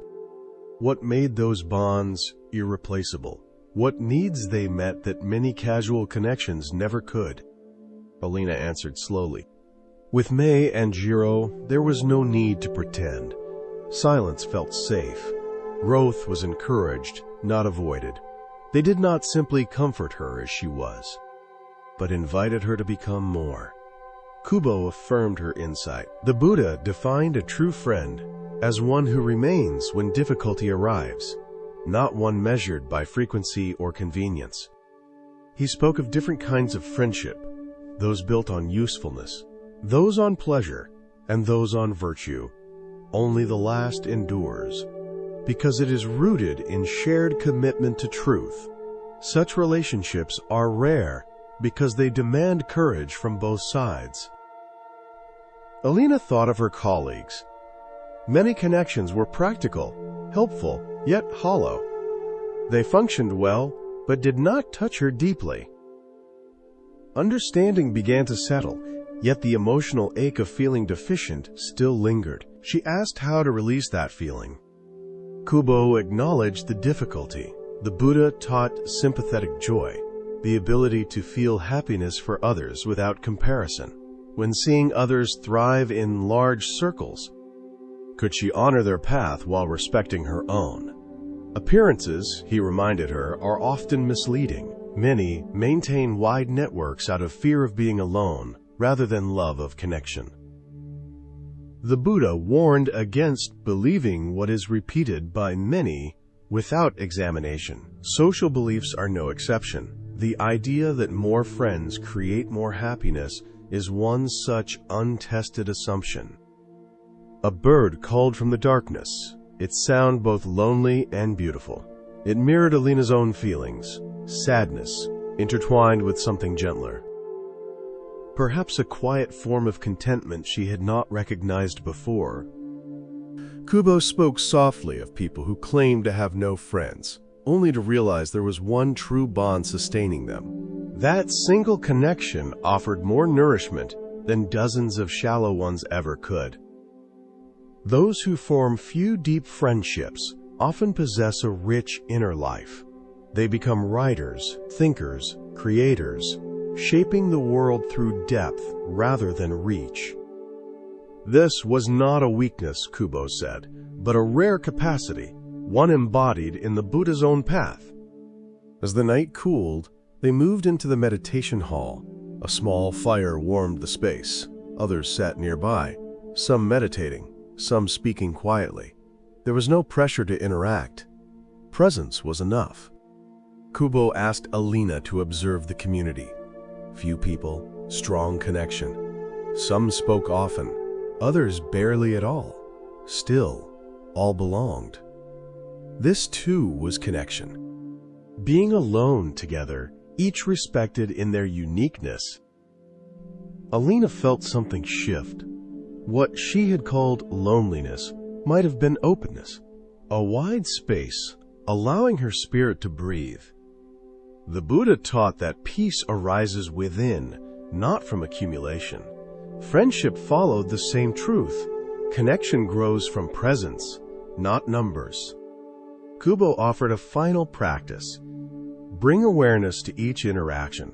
Notice when you feel seen and when you feel you are playing a role. Over time, this attention will guide you naturally toward relationships that nourish rather than drain. The lantern flickered softly as silence returned. Not empty, but full. As the fire settled into glowing embers, the hall grew quieter.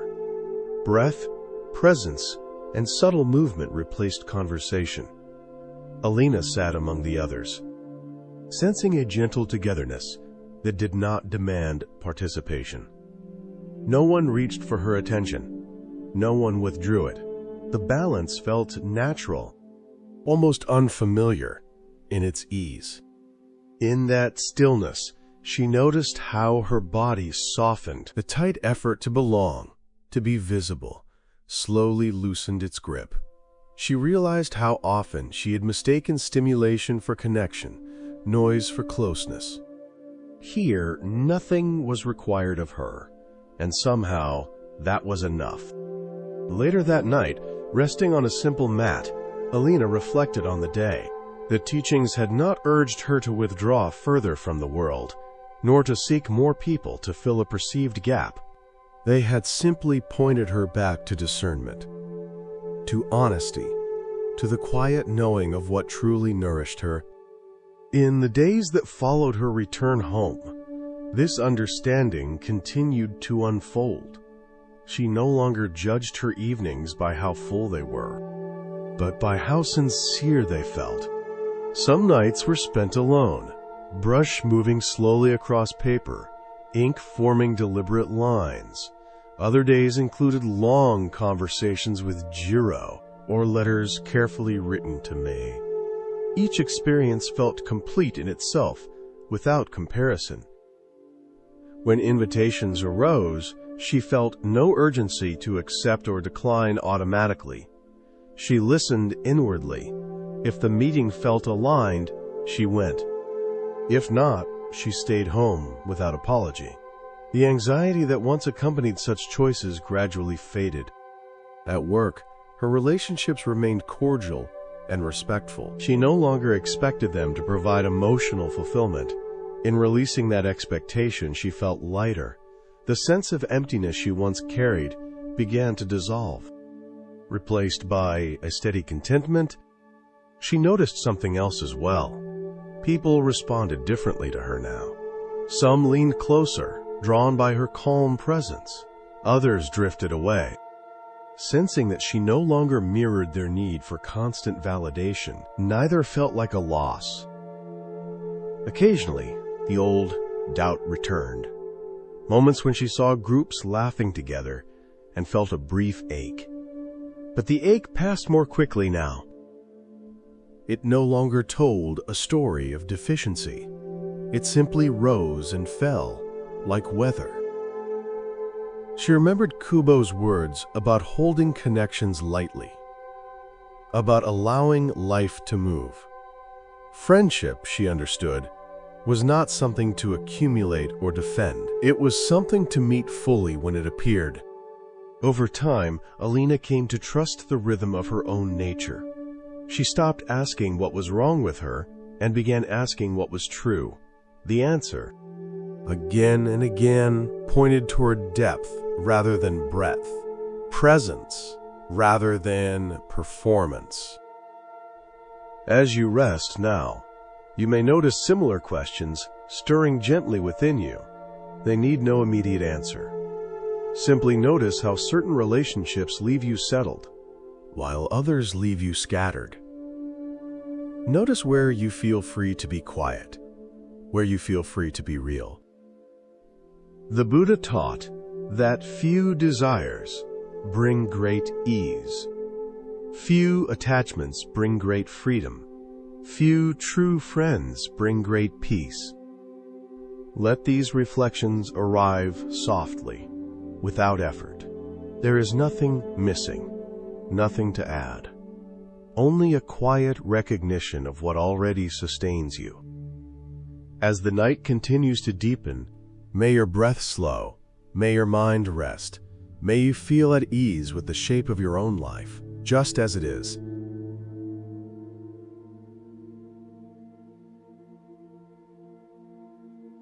Devadatta felt the force of these words more sharply than any public rebuke.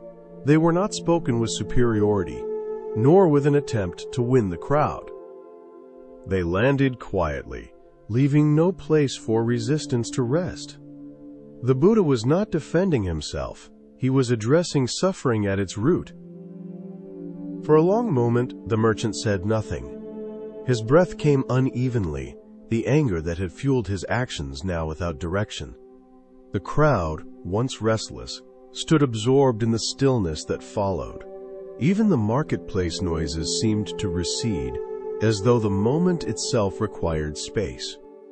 Devadatta's voice, when it returned, lacked its earlier aggression. "You speak as if change were simple," he said, "as if a man can abandon the life he has built without fear." The Buddha nodded gently. Change is never without fear, but remaining bound to resentment is far more costly. Fear can be met with awareness. Anger, when clung to, becomes a prison. He continued speaking not only to Devadatta, but to everyone present. When we believe our worth depends on status, wealth, or the approval of others, we live in constant threat of loss.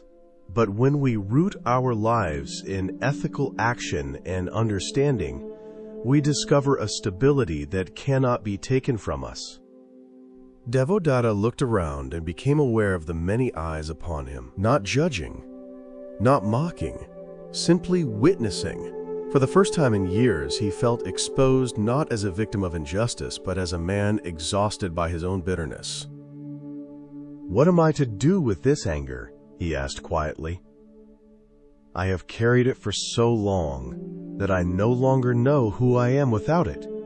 The Buddha replied, "You do not need to destroy it. You only need to stop feeding it. Anger fades when it is no longer justified, rehearsed, or acted upon."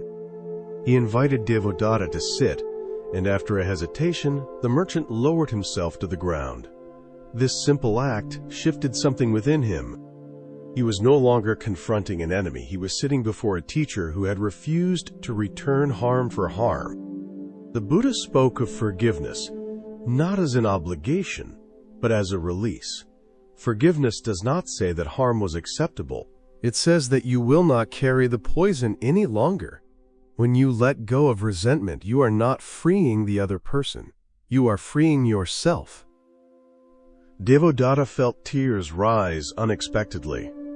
He had imagined forgiveness as weakness, as surrender.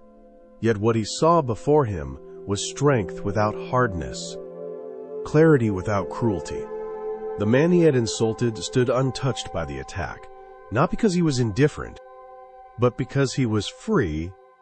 The crowd slowly dispersed as the teaching concluded, but Devadatta remained seated long after others had gone. The marketplace returned to its usual rhythm. Yet something fundamental had shifted. The fire that once burned in his chest had softened into a dull ache, no longer demanding expression. In the days that followed, the encounter replayed itself in his mind.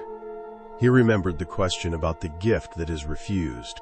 Each time anger arose, he saw it as something offered, not something required to accept. This small change altered everything. He began to notice how resentment had shaped his choices, his words, even his posture. Without it, there was uncertainty, but also space. He spoke differently to his family. He listened more. He found himself less interested in proving his worth and more curious about what might come next. Over time, Devadatta's business changed, not all at once, and not without difficulty. He stopped selling fear disguised as assurance. He focused on honest trade, simple goods, practical needs. His income was smaller, but his sleep was deeper. The bitterness that once ruled his thoughts no longer greeted him each morning. The Buddha taught that hatred is never ended by hatred, but by understanding. This truth revealed itself not as a moral rule, but as a lived reality. Devadatta had tried for years to punish others with his anger, only to discover he had been punishing himself. As night settles around you now, this story is not offered as a command to forgive everything immediately. It is an invitation to notice what you are carrying, to feel the weight of old resentments, to recognize how tightly you may be holding a coal that continues to burn your own hand. Forgiveness does not erase memory. It does not deny harm. It simply ends the cycle. When anger is no longer rehearsed, it loses its voice. When resentment is no longer justified, it begins to dissolve. The Buddha taught that peace is not found by changing others, but by understanding the mind that reacts. In this understanding, forgiveness becomes less an act of generosity toward another, and more an act of compassion toward oneself. As your breath slows, you may find that letting go does not require effort. It happens naturally when you see clearly. Nothing is being taken from you. Something is being released. May your rest tonight be lighter for what you no longer need to carry. May the mind soften where it has been clenched. And may forgiveness arise not as a duty, but as a quiet freedom, unfolding in its own time. As the night deepened beyond the marketplace, the story did not end with Devadatta's single moment of insight. Forgiveness, like all inner transformations, unfolded gradually, reshaping his days in ways that were subtle but enduring. He began to understand that releasing anger was not a dramatic gesture, but a daily practice of restraint, awareness, and choice. In quiet moments, he observed how easily the mind returned to old grievances, replaying familiar narratives of loss and injustice. Each time this happened, he remembered the Buddha's calm gaze and the simple question about the gift that is refused. Slowly, the habit of clinging weakened. The anger still appeared, but it no longer commanded obedience. The Buddha continued to travel from village to village, teaching not through argument but through presence. Those who encountered him noticed that he did not absorb the hostility directed toward him, nor did he deny the pain of others. He stood in a place beyond blame, where understanding replaced defense. He taught that forgiveness is not forgetting, and it is not reconciliation at any cost. It is the decision to stop allowing past harm to dictate present suffering. When the mind releases its fixation on being wronged, it regains its natural clarity. In that clarity, wiser actions become possible. Devadatta eventually came to see that his anger had been a way of holding on to identity. Without it, he feared becoming insignificant. Yet what he discovered was the opposite. As resentment loosened, his sense of self became quieter. But more stable, he no longer needed enemies to feel real. This is the deeper teaching hidden within forgiveness. When we let go of grievance, we also loosen the rigid story of who we think we are. The Buddha taught that the self we defend so fiercely is not fixed, but a flowing process shaped by conditions. When conditions change, suffering can end.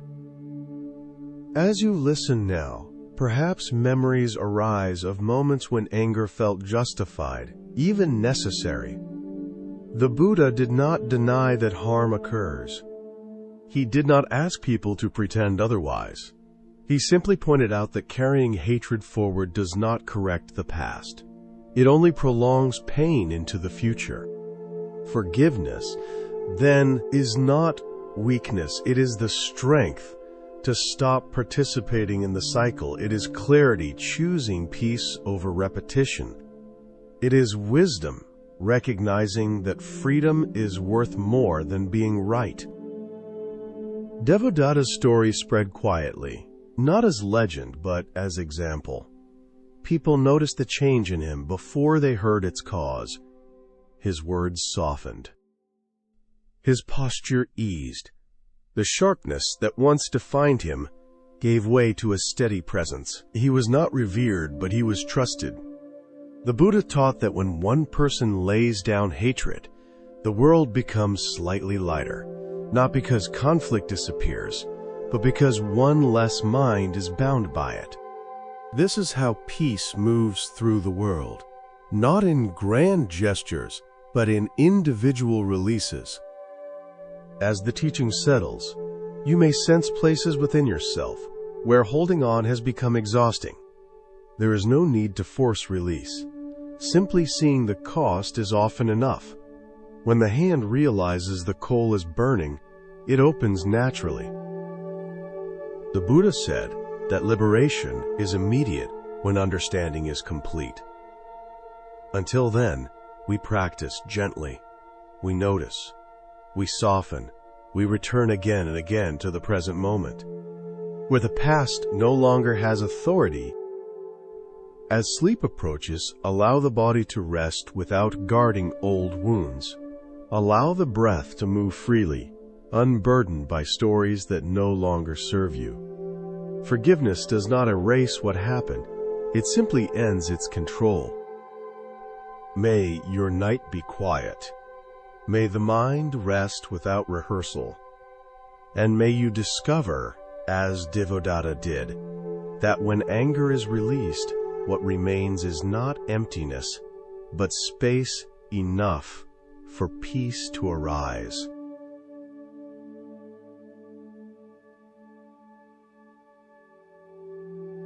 Something in the Buddha's words, perhaps the absence of judgment combined with their quiet honesty, slipped past Devadatta's defenses. For the first time, he sensed that his anger might not be a righteous weapon, but a shield covering a deeper fear about his own direction in life. Without another word, he turned and forced his way back through the crowd. People stepped aside in silence, watching him leave. The fury that had hardened his face moments earlier was gone, replaced by confusion and the faint stirrings of reflection. The Buddha resumed his teaching as though nothing extraordinary had taken place. Yet many listeners found their attention drifting between his calm voice and the retreating figure of Devadatta. They had witnessed more than an insult refused. They had seen how freedom from reaction could open space for something far more powerful than retaliation. That night, Devadatta did not sleep. He paced the small room of his home long after his family had gone to rest, replaying the scene again and again. Each memory of the Buddha's unshaken presence made his own behavior feel increasingly unbearable. The contrast between his burning resentment and the other man's peace revealed, without words, which state carried greater weight. By dawn, a subtle shift had occurred. The anger that had fueled him for years now felt like a burden he was no longer willing to carry. With the first light of morning, he made a decision that surprised even himself. The Buddha and his disciples were still staying on the outskirts of the city, where seekers gathered daily for instruction. When Devadatta arrived, the banyan tree was there as before, but the crowd was smaller, composed mostly of dedicated students. Approaching without hostility, he stopped a short distance away and bowed deeply. The Buddha looked up with recognition, yet there was no trace of the previous day's confrontation in his expression. He gestured for Devadatta to come closer. Devadatta spoke quietly, his voice stripped of anger. He confessed that he had not slept, that the Buddha's response had revealed the ugliness of his own rage. He expressed shame and asked for forgiveness. The Buddha regarded him with steady attention. "There is nothing to forgive," he said gently. "The man who stood before me yesterday, consumed by anger, is not the same man who stands here now seeking understanding. That man exists only in memory. Yesterday's actions arose from yesterday's understanding. Today, understanding has changed, and with it, what is possible." Devadatta had expected rebuke or instruction, perhaps even a demand for penance. Instead, he was offered something both unsettling and liberating. He protested that he still remembered what he had done. The Buddha acknowledged that memory remains, and with it, the opportunity to learn. But memory does not need to become a chain. Each moment offers the freedom to choose again. The Buddha invited him to sit in the shade of the banyan tree. For a long while they spoke not as enemies, but as two people exploring the nature of anger, fear, and release. The disciples nearby watched in quiet amazement as yesterday's antagonist became today's sincere student. "Anger arises," the Buddha explained, "when we cling to a story of how life should unfold instead of meeting reality as it is. You believed your position and livelihood should remain unchanged. When this belief was challenged, anger followed naturally. Yet anger did not alter the situation. It only multiplied suffering. This is why forgiveness serves first the one who practices it. When we forgive, we release the hot coal we have been holding." Devadatta admitted that his anger had become part of his identity. Without it, he did not know who he was. The Buddha smiled softly. "This fear binds many people to familiar pain. Yet, just as a snake must shed its old skin to grow, we too must release outdated identities. In the space between who you were and who you are becoming, freedom appears." As word spread, others gathered to listen. Among them was a young monk named Ananda, who observed closely how the Buddha embodied forgiveness without display or superiority. There was no reminder of past wrongdoing, only full presence with the person before him.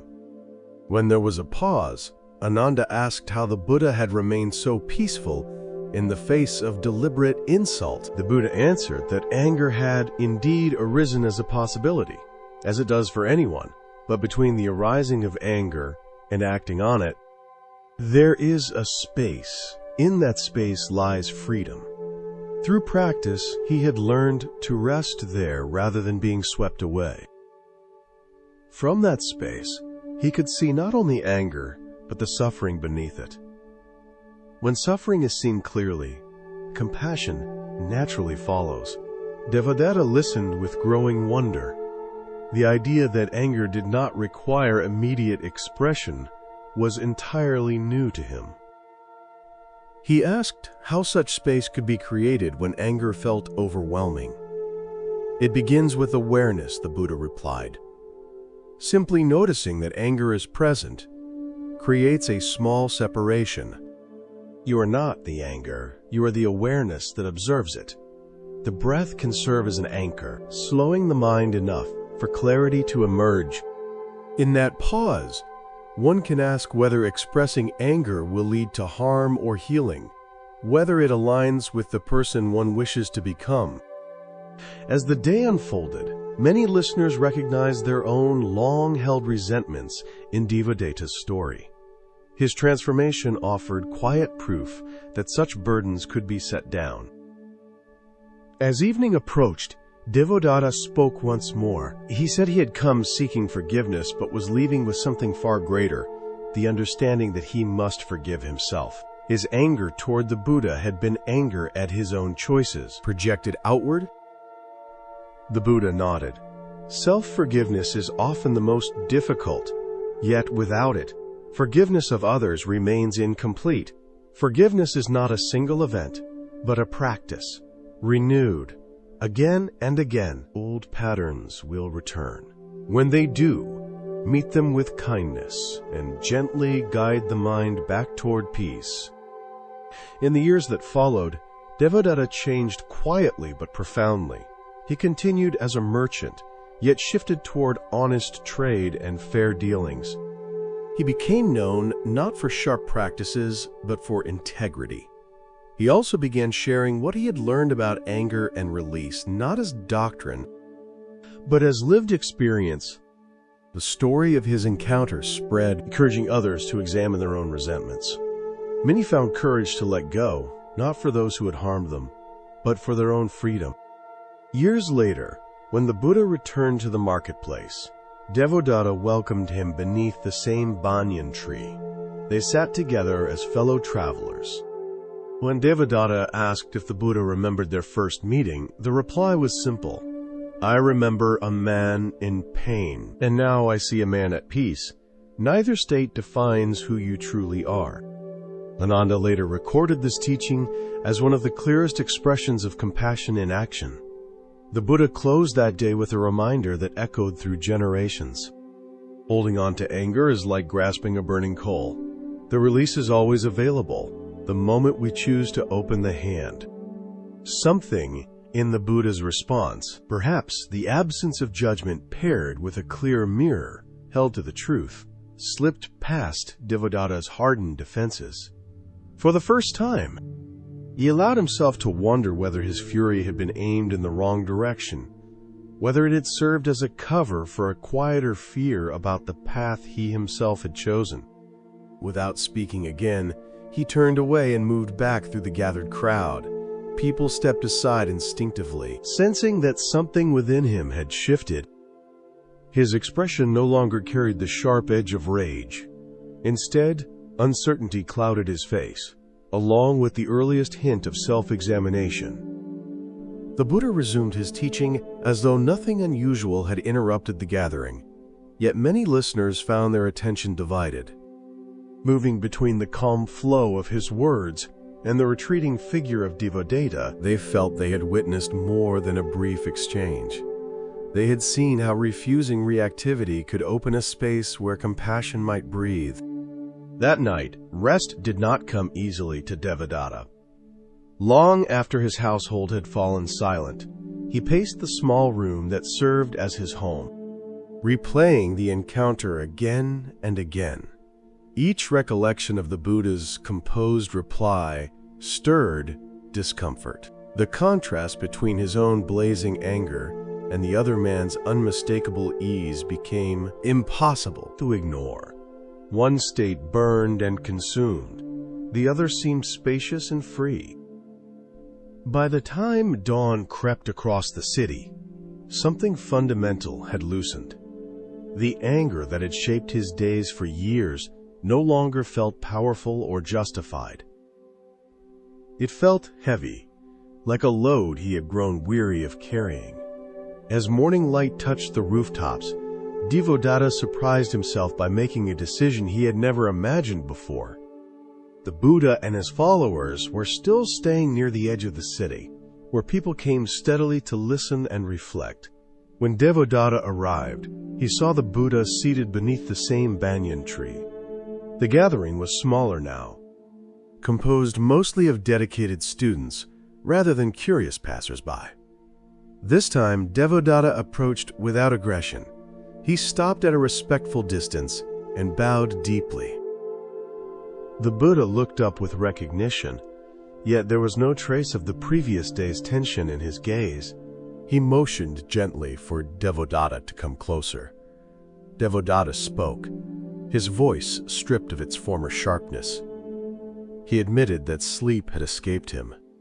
He confessed that the Buddha's response to his disrespect had revealed the harshness of his own anger. Shame softened his words as he asked for forgiveness. The Buddha listened quietly, then replied with gentle clarity. There was nothing to forgive. The person who had stood before him the day before, consumed by rage, was not the same person standing here now, seeking understanding. That former self existed only as memory. Actions arise from understanding, and understanding is never static. When understanding changes, so too do the actions that follow. Devadatta had prepared himself for correction, perhaps even a demand for restitution. Instead, he encountered immediate acceptance. The idea that forgiveness might not even be required, because the offense belonged to a self that no longer existed, unsettled, and freed him at the same time. He protested that he still remembered what he had done. The Buddha acknowledged that memory remains, and with it, the chance to learn. Yet memory need not become a chain that binds one forever to an outdated identity. Each moment, the Buddha explained, offers the possibility of choosing anew. The invitation is always present. He asked Devadatta to sit beside him in the shade of the banyan tree. For a long while they spoke not as opponents, but as two people examining anger, forgiveness, and change. From a distance, the disciples watched in quiet amazement. The one who had arrived as an adversary the day before now listened with genuine attention. The Buddha explained that anger often arises from clinging to a story about how life should unfold. Devadatta had believed his livelihood and status were meant to remain unchanged.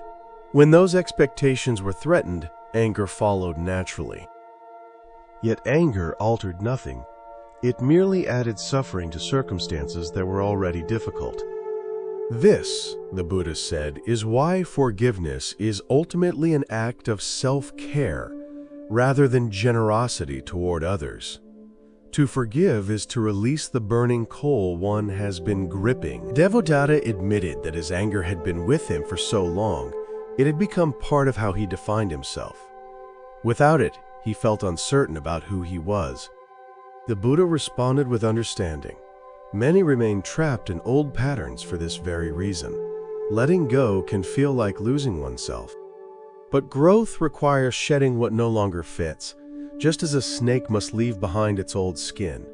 In the uncertain space between who one has been and who one is becoming. Freedom quietly waits. As their dialogue continued, others drifted closer, drawn by the rare sight of transformation unfolding in real time.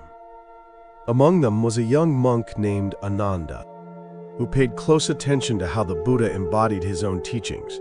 There was no display of moral superiority, no subtle reminder of past wrongdoing. There was only presence, meeting the person before him exactly as he was in that moment. When a pause arose, Ananda asked how the Buddha had maintained such calm during the confrontation. Was there truly no anger? The Buddha reflected before answering. Anger, he said, does arise as a possibility, as it does for anyone facing hostility. Yet between the arising of anger and acting upon it, there is a space. Within that space lies freedom. Through practice, he had learned to rest in that space rather than being swept away by the first impulse. From there, he could see not only the anger but the suffering beneath it. When suffering is seen clearly, compassion naturally replaces retaliation. Devadatta listened closely. The notion that there could be room between feeling anger and expressing it was entirely new. He had always believed anger demanded immediate release. That restraint would only make it stronger. He asked how such space could be cultivated when anger felt so overwhelming. It begins with awareness, the Buddha replied. Simply noticing that anger is present creates a small separation. In that moment, one realizes that anger is an experience, not an identity. Attention to the breath can support this awareness, slowing the mind enough for wisdom to enter. Within that space, one may ask whether acting on the anger will lead to harm or healing, whether it aligns with the person one wishes to become. As the day moved toward evening, more listeners gathered. Many recognized their own long-held resentments in Devadatta's story. Seeing his shift from hostility to openness within a single day offered quiet hope. When the gathering prepared to disperse, Devadatta spoke once more. He said he had come seeking forgiveness, but was leaving with something deeper. He had seen that his anger toward the Buddha was, in truth, anger toward himself, projected outward. The Buddha affirmed this insight. Forgiving oneself, he said, is often the hardest task. Without it, forgiveness of others remains incomplete. True self-forgiveness opens the door to real change. Forgiveness is not a single event, but a practice renewed again and again. Old habits may return. When they do, one can meet them with kindness rather than judgment, and gently turn the mind back toward peace. In the years that followed, Devadatta changed steadily. He remained a merchant, yet shifted his trade toward goods that genuinely served others. He became known for fairness and honesty. More unexpected was his willingness to share what he had learned about anger and forgiveness with those who struggled as he once had.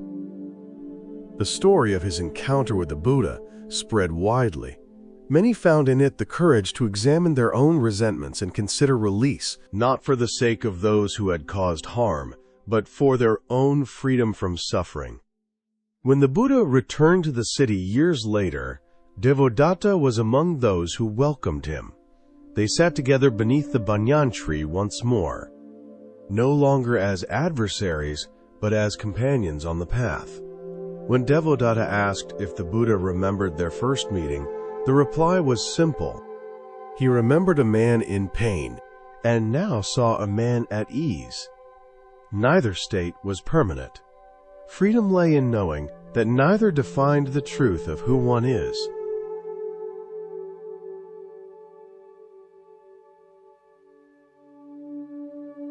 When you hold on to anger with the intention of throwing it at someone else, it is you who is burned first. This striking image stayed with many who heard it, clarifying that forgiveness is not a reward offered outward, but a release granted inward. The Buddha also reminded his listeners that hatred has never ended hatred in this world. Only love can do that.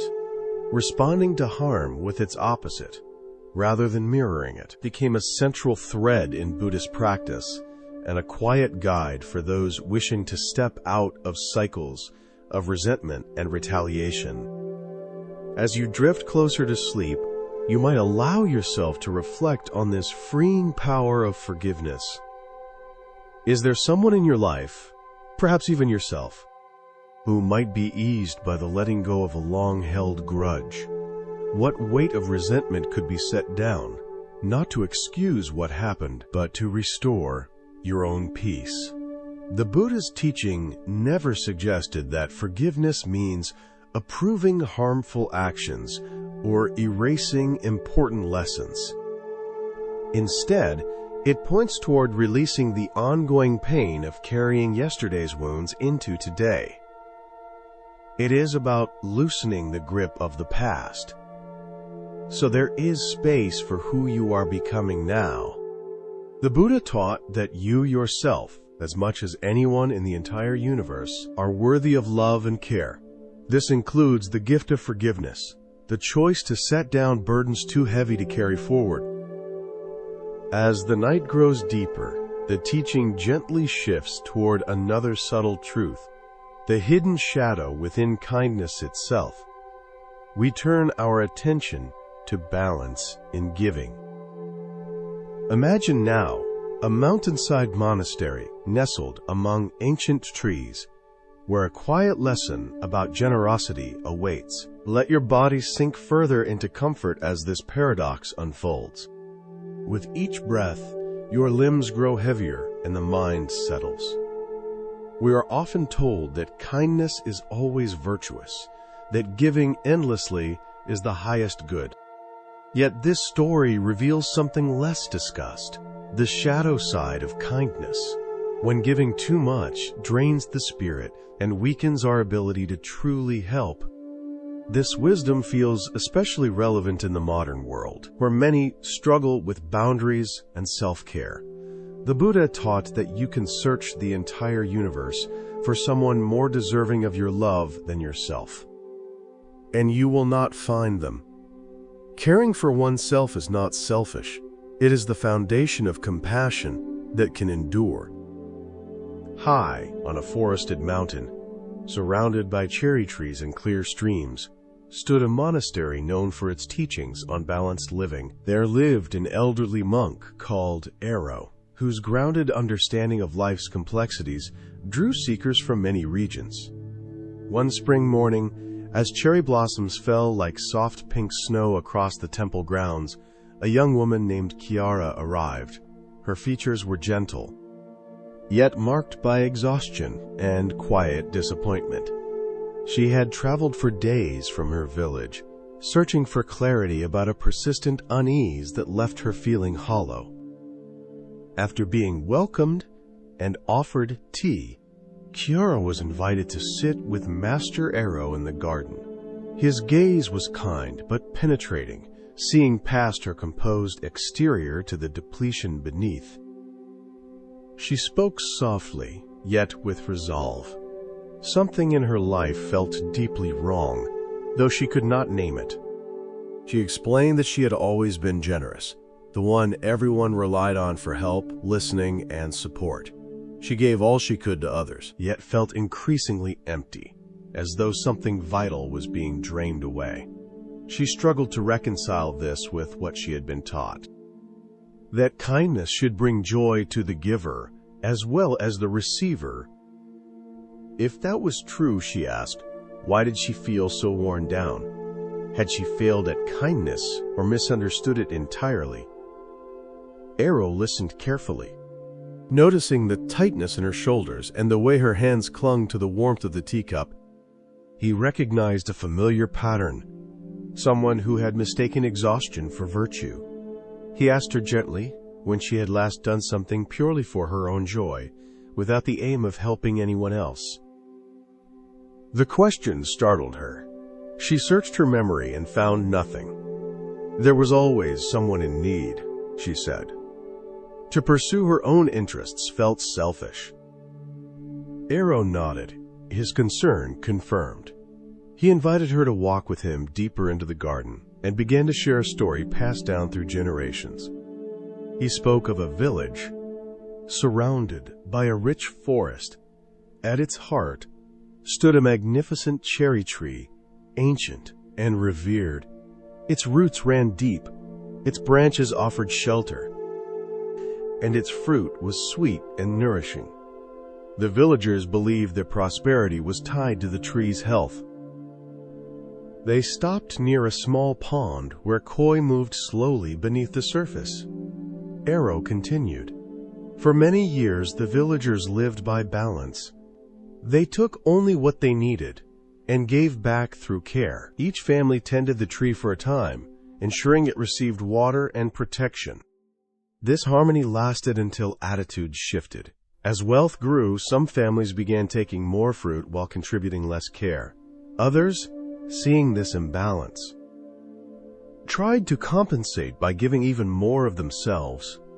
If others would not do their part, they reasoned someone must. At first, this seemed noble. Over time, those generous families began to suffer. Their own gardens declined. Their homes fell into neglect. Their children lacked attention. In trying to sustain the whole village, they created imbalance within their own lives. Kiara felt recognition stir within her. Ero continued. Something unexpected happened to the tree.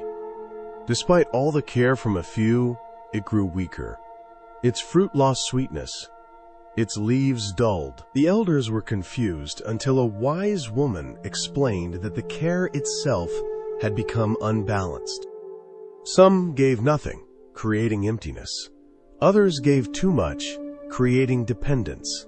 The tree needed shared, sustainable care, not sacrifice from a few. Ero paused, letting the meaning settle. A breeze moved through the blossoms, petals drifting onto the pond. The lesson, Ero said softly, is that generosity must be balanced. To truly nourish both giver and receiver. Giving without boundaries depletes the self and often creates unhealthy bonds. Kindness, he explained, can become harmful when we erase ourselves entirely. This is the dark side of kindness, when our own needs disappear from view. Kiara was startled. In her village, self-sacrifice was praised, especially for women. The more one gave, the more virtuous one was seen. Ero offered another image, a parent who gives everything to their children while neglecting their own health and dreams. "What does this teach the children?" he asked. Kiara answered slowly that it teaches self-neglect as virtue, and that when the parent collapses, everyone suffers. The Buddha taught the middle path. Ero reminded her, avoiding extremes. This applies to giving as much as to anything else. True compassion includes honoring oneself. They sat quietly, watching a dragonfly skim the pond. Kiara viewed her life through a new lens.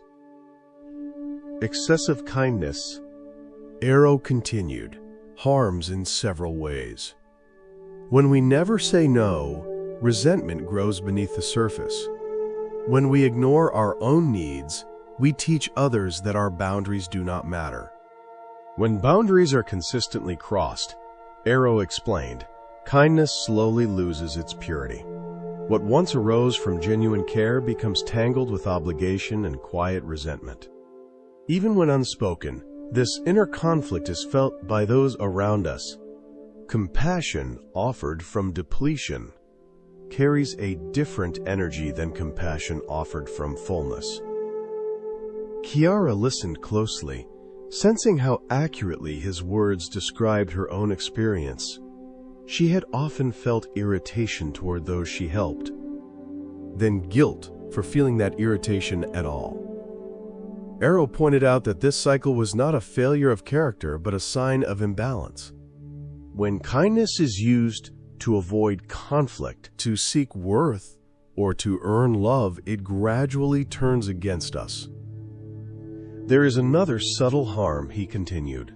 When we give endlessly without allowing others to carry responsibility, we unintentionally weaken them. We deprive them of the chance to grow, to learn resilience, to discover their own strength. What looks like kindness on the surface can quietly become control or fear disguised as generosity. Kiara felt both relief and sorrow. Relief that her exhaustion had a name, sorrow for how long she had misunderstood herself. She asked how one might give without falling into this trap. Arrow smiled gently. Balanced kindness begins with awareness. Before giving, we can pause and ask whether the act arises from clarity or compulsion. He suggested, listening closely to the body. Fatigue, tension, and heaviness are not signs of moral failure, but messages asking for care. When the body is ignored, the heart eventually follows. True generosity includes the courage to rest, to say no, and to allow discomfort when others are disappointed. Kiara worried that setting boundaries would make her less loving. Arrow reassured her that love grounded in truth is stronger than love built on sacrifice alone. When kindness is freely chosen, rather than demanded by habit, it becomes lighter, more authentic. Those who truly benefit from your care, he said, will adjust. Those who do not may fall away. He reminded her of the Buddha's teaching on the middle path. Just as starving oneself and indulging endlessly both lead to suffering, so too do self-erasure and self-absorption. Balance is not static, but responsive, adjusting to changing conditions with wisdom. As the afternoon light softened, Arrow invited Kiara to consider her own life as a garden. If all the water flows outward, the soil cracks and nothing new can grow. When nourishment is shared wisely, the garden thrives and has more to offer. They spoke of practical steps, choosing one small act each day that nourished her alone, allowing silence instead of immediate response, letting others sit with their own discomfort rather than rushing to ease it. These were not acts of cruelty, but of trust. Kiara felt something loosen within her. For the first time, kindness no longer felt like a weight she had to carry, but a living quality that could breathe. She realized that her exhaustion had never meant she was failing at compassion. It meant she had forgotten herself. Before she departed, Arrow offered one final reflection. Kindness without wisdom burns like a candle in the wind, bright but brief. Kindness guided by balance becomes a steady lamp, able to illuminate the path for many, including the one who carries it. Kiara left the monastery the next morning as blossoms continued to fall. Her journey back to the village felt different. She did not plan dramatic changes or confrontations. Instead, she carried a quieter intention, to listen inwardly before responding outwardly. In the weeks that followed, she practiced small boundaries. She rested without apology. She noticed how some relationships shifted while others deepened, though moments of guilt arose. They passed more easily. In their place grew a sense of steadiness she had not known before. Her kindness did not disappear. It softened and clarified. Those she helped began to meet her with greater respect. Some learned to stand on their own. Others drifted away. Kiara discovered that what remained felt more honest, more alive. As you rest now, perhaps you too can reflect on the balance between giving and receiving in your own life.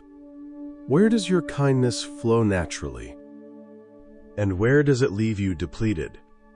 Consider whether caring for yourself might be the missing piece that allows your compassion to endure. Remember that the Buddha did not teach self-denial as a virtue, but freedom from suffering is a path. Sustainable kindness includes you. In honoring your limits, you honor life itself. May your rest tonight be gentle. May your giving be balanced. And may your kindness, rooted in wisdom, continue to grow.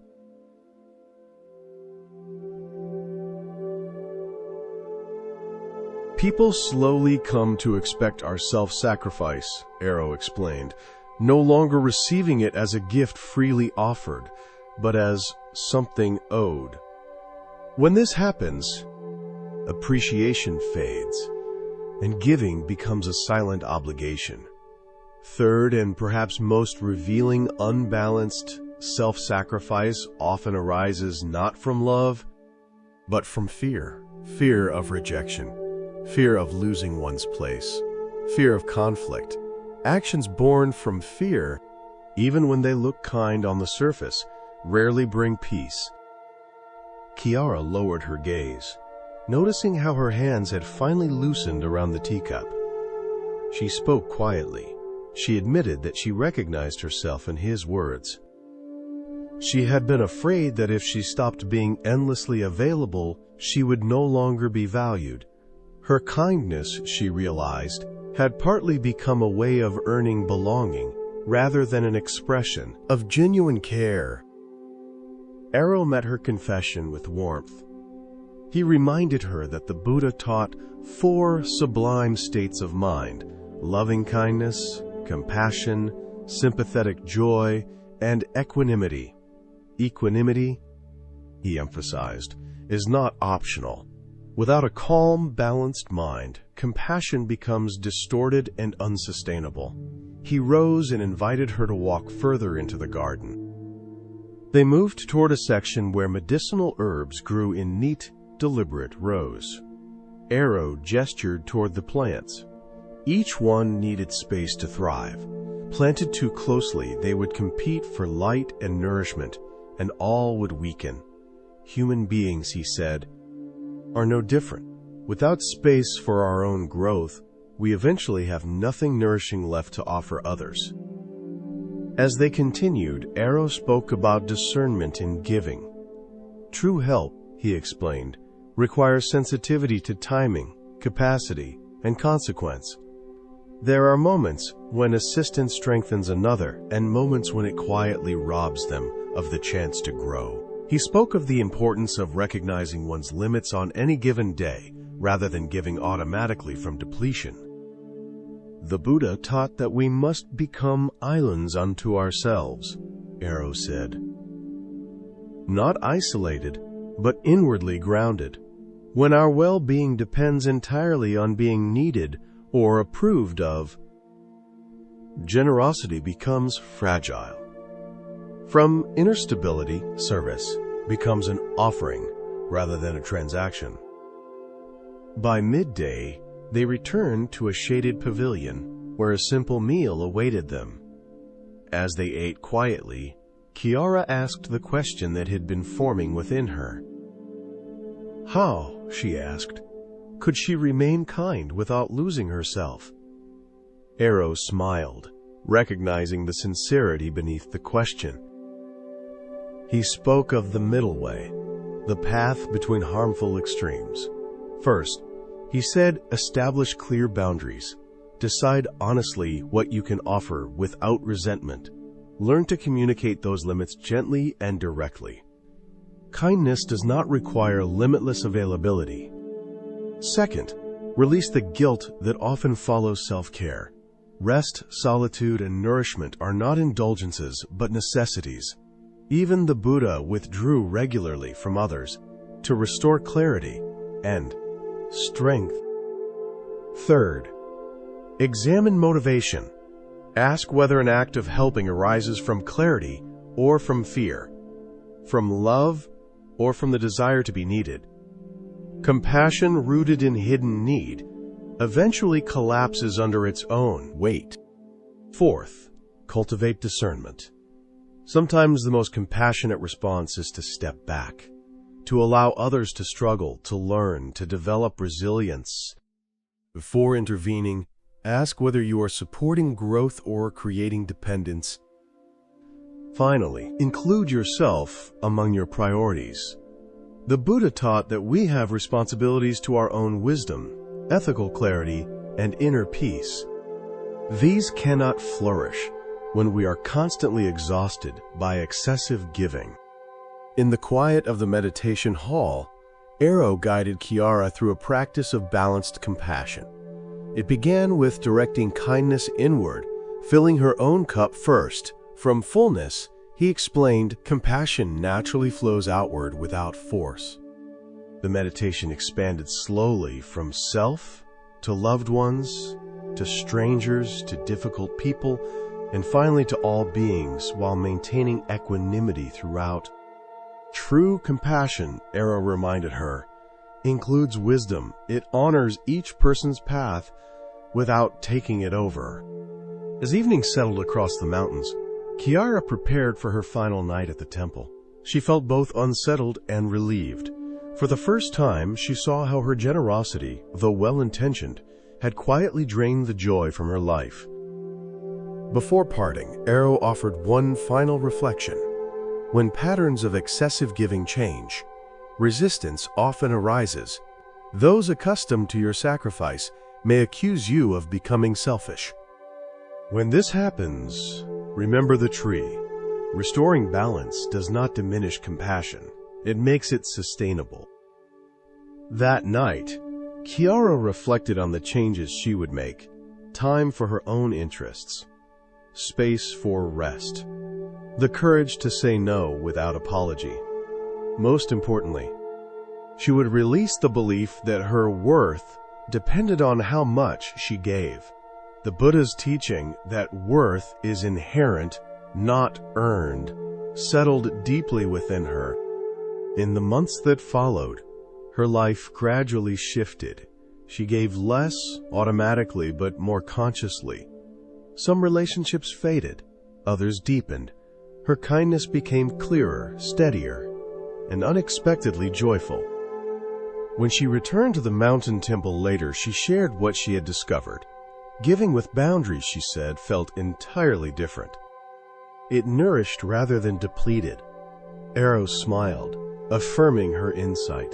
Compassion offered from balance brings joy to both giver and receiver. True kindness, she now understood, includes oneself. It is not a choice between self and others, but the wisdom to honor both. The Buddha's words echoed quietly. You are as deserving of love and care as any being in the universe. As you rest now, you might reflect on the balance of giving and receiving in your own life. Where do you give freely, and where do you give from fear? But what would compassion look like if it included you as well?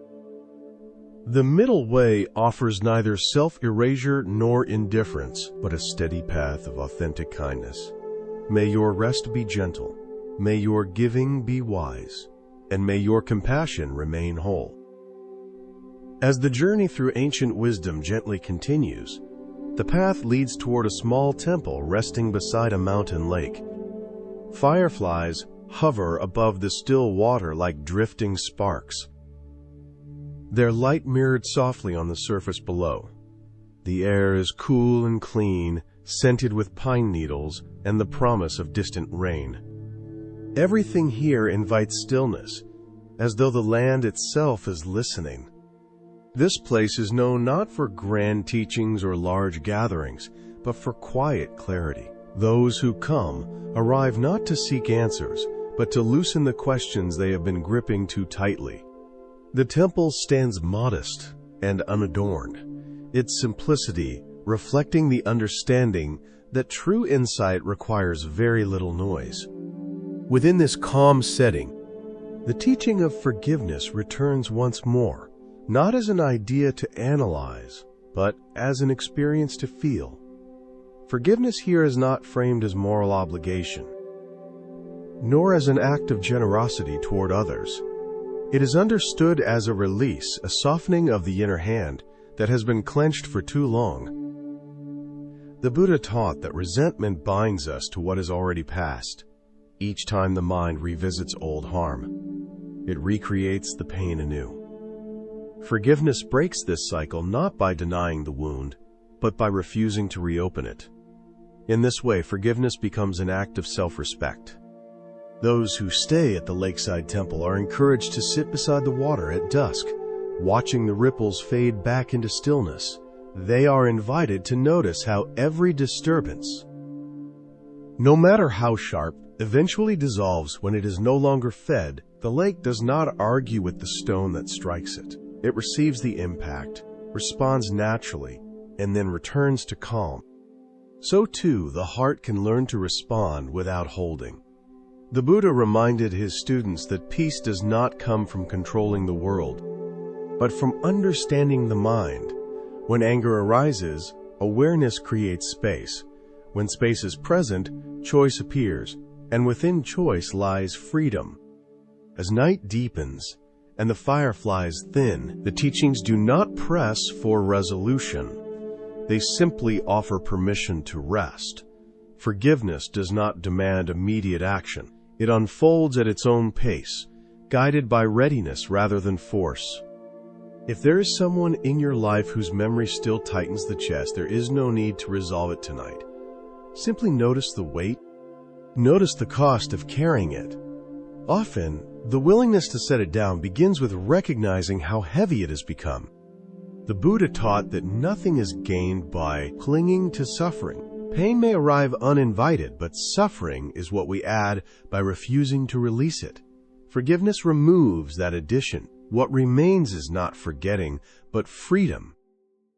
As your breath slows and the body settles, allow the teachings to drift like reflections on water. There is nothing to fix, nothing to prove. Only the quiet understanding that letting go is not loss, but relief. May your rest be deep and unguarded. May the heart soften without effort. And may you discover, in your own time, that forgiveness is not the end of the path, but the opening of it.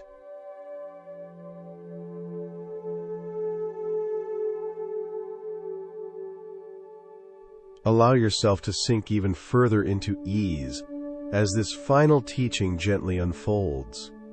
With every quiet breath, the body softens, growing heavier against the surface beneath you, while the mind loosens its grip and becomes calm without effort. What follows is a reflection on one of the most demanding, yet most freeing practices within the Buddhist path: forgiveness. Not a forgiveness that denies pain or overlooks harm, but one that dissolves the inner chains of resentment and creates space for healing to arise naturally. The Buddha once expressed this truth with striking clarity, saying that clinging to anger is like holding a burning coal with the intention of throwing it at another. The one who is burned first is always the one holding it. In these words lies a deep understanding that forgiveness is rarely about the other person. It is a release we offer ourselves, a decision to step out of a self-made confinement. In a quiet valley, where morning mist drifted through ancient cedar trees, there stood a humble temple known for its teachings on reconciliation and inner peace. It was not an impressive place by appearance, yet people traveled long distances to sit within its walls. They came not seeking miracles, but relief from invisible burdens that had hardened over time. The temple was guided by a teacher named Kumen, respected not for authority, but for gentleness. His presence carried a steady warmth, and those who spoke with him often found themselves revealing truths they had long avoided. One evening, during the height of summer, when jasmine perfumed the air after sunset, a man named Tu arrived at the temple gate. Tu did not come with urgent questions or dramatic stories. His face showed something quieter and heavier, a deep fatigue that did not belong to the body, but to the heart. After being welcomed and offered a simple meal, he joined Kumen in the meditation garden. A small waterfall murmured nearby, its sound steady and soothing, filling the spaces between their words. As dusk settled, fireflies began to flicker among the trees, their soft lights moving like slow breaths through the darkening air. Kuman looked at the visitor with calm attention and asked what had brought him there. Tu hesitated. He admitted that he did not fully know. His life, by all outward measures, was successful. His work had prospered, his children were grown and independent. There was no single problem he could point to, and yet something weighed on him constantly, preventing him from feeling the joy he believed should be present. Kuman listened without interruption, then spoke gently. Often, he said, the heaviest loads are the ones we cannot see. He asked Tu whether there were people in his life he had not forgiven. The question landed unexpectedly. Tu had anticipated advice about meditation or discipline, not a direct inquiry into old wounds. Still, something in the question touched a place he usually kept closed. After a pause, he admitted that there were several. A former business partner who had deceived him decades earlier, a childhood friend who had betrayed his trust and turned others against him, a father whose harshness left him forever chasing approval that never came. As he spoke, he seemed surprised by how easily these memories surfaced, as if they had been waiting just beneath the surface. Kuman then asked another question, even more softly. Had Tu forgiven himself? Forgiven himself for his own failures, his limitations, the moments when he had not lived up to his own expectations? Tu looked genuinely startled. He had never considered this. He had always believed that holding himself to strict standards was necessary. Kuman's expression remained kind, and he suggested sharing an old story about forgiveness, one that had guided many before. Tu agreed. Settling deeper into his cushion as lanterns were lit along the garden paths, casting warm circles of light into the night. The story, Kuman explained, had been passed down through generations. It spoke of an encounter between the Buddha and a man consumed by bitterness. Long ago, when the Buddha traveled through the towns and marketplaces of northern India, his reputation had drawn people from every walk of life. Among them were those seeking wisdom and those seeking confrontation. On one such day, as the Buddha taught beneath a banyan tree in a crowded marketplace, a merchant approached him, his anger visible in every movement. This man had suffered a deep injustice earlier in life. A trusted partner had stolen from him, ruining not only his finances, but his reputation. Over the years, the anger born from this betrayal had become central to his identity.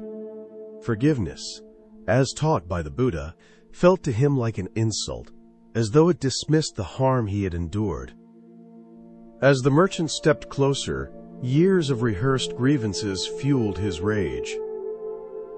Sitting in the garden, Tu shifted slightly, recognizing something familiar in this description.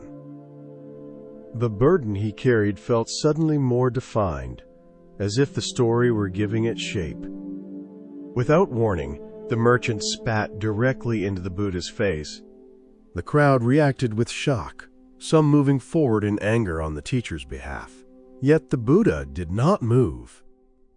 He calmly wiped his face with the same hand that had moments before been gesturing in teaching. Then, looking at the merchant with eyes softened by understanding, he said only one word, "Thank you." The merchant was stunned. He demanded to know how such an act could deserve gratitude. The Buddha replied that the man had offered him a chance to practice patience. More than that, he said, the merchant had revealed something important.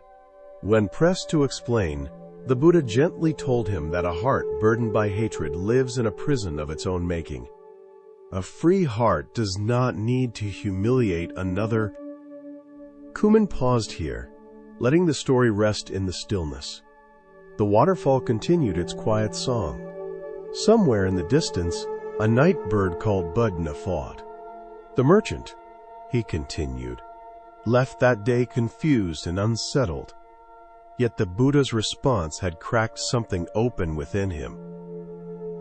For the first time, he wondered whether his anger which he believed justified, might actually be the source of his suffering rather than proof of it. That night, sleep did not come easily. The merchant replayed the encounter again and again. Each time he remembered the Buddha's calm expression, his certainty weakened. By morning, he felt compelled to return. When he found the Buddha and his disciples, he approached with humility. Bowing deeply, he asked for forgiveness, confessing that he had not been able to rest. The Buddha looked at him with the same gentle presence and told him there was nothing to forgive. The man, filled with rage from the day before, he explained, no longer existed. Only memory remained, and within memory lived the opportunity to learn and to choose differently. As Kumen finished this part of the story, Tathagata's posture had softened. His shoulders were no longer drawn tight, and his breathing had slowed, as though something long held had begun, at last, to loosen. The Buddha then invited the merchant to sit beside him, and for a long while they spoke together, not as enemy and teacher, but simply as two human beings examining the roots of suffering. He explained that forgiveness is often misunderstood. It is not a denial of harm, nor an agreement with what was done. It is the decision to stop allowing past injury to occupy the present moment. He offered an image the merchant could understand. When someone is struck by an arrow, the natural response is to remove it as quickly as possible. Leaving it embedded only increases pain and invites infection. Yet when people are wounded by harsh words, betrayal, or injustice, they often keep the arrow lodged in their own hearts, replaying the moment again and again, long after the one who caused the harm has gone.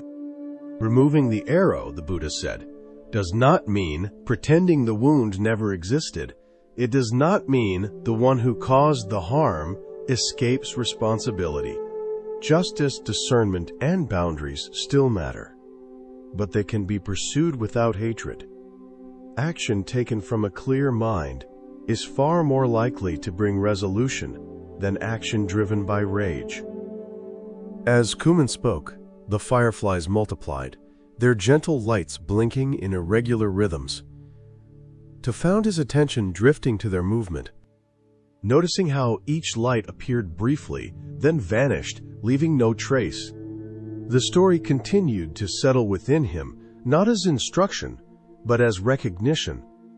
Kumen explained that forgiveness is also inseparable from impermanence. The person who caused harm in the past is not frozen in time, just as the one who was harmed is not the same person anymore. Clinging to resentment is an attempt to hold still what is constantly changing. It is exhausting work and ultimately impossible. The Buddha reminded the merchant that identity built around injury becomes another kind of cage. When suffering defines who we are, releasing it can feel like losing ourselves. Yet what is discovered beyond that release is not emptiness, but space. In that space, something lighter can grow. The merchant listened in silence that day, absorbing these words not as philosophy, but as lived truth. His anger did not disappear instantly, but it loosened its grip. For the first time, he understood that forgiveness was not a favor owed to the one who harmed him. It was an act of care toward his own life. Kumen allowed the story to come to rest. The garden felt deeper now, quieter, as though the night itself were listening. Kamarowa remained still, his gaze unfocused, breathing slow and steady. After some time, Kumen spoke again, softly. He told, too, that forgiveness rarely arrives as a single moment of clarity. More often, it unfolds gradually. Sometimes it begins simply with the willingness to stop feeding resentment. Sometimes it starts with acknowledging how much energy has been spent carrying old pain. Even the smallest shift matters. There is also forgiveness toward oneself, Kuman added. Many people hold themselves to standards they would never impose on others. They replay their mistakes endlessly, believing this inner punishment will somehow correct the past. But self-forgiveness is not indulgence. It is the recognition that learning requires kindness to continue. Tu felt these words settle somewhere deep. He realized that much of his exhaustion came not only from old betrayals, but from the relentless judgment he directed inward. The weight he carried was familiar because he had been gripping it for so long that it felt like part of him. Kuman suggested no ritual, no formal vow. He advised only awareness. When resentment arose, notice it without judgment. When memory tightened the chest, feel the sensation fully, then return to the breath.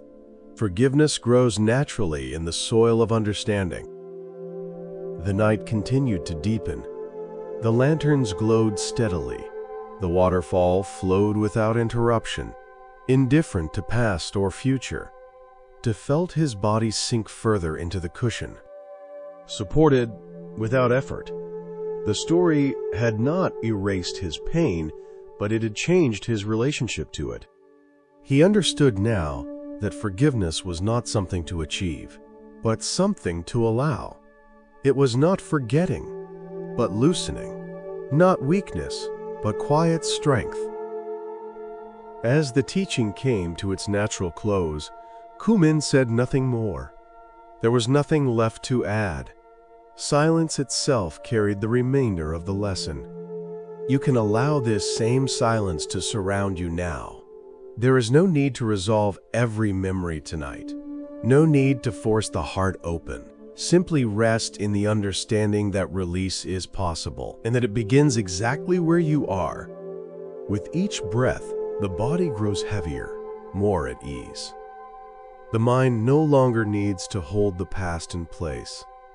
Like the fireflies fading one by one into darkness, old resentments can dim when they are no longer fed.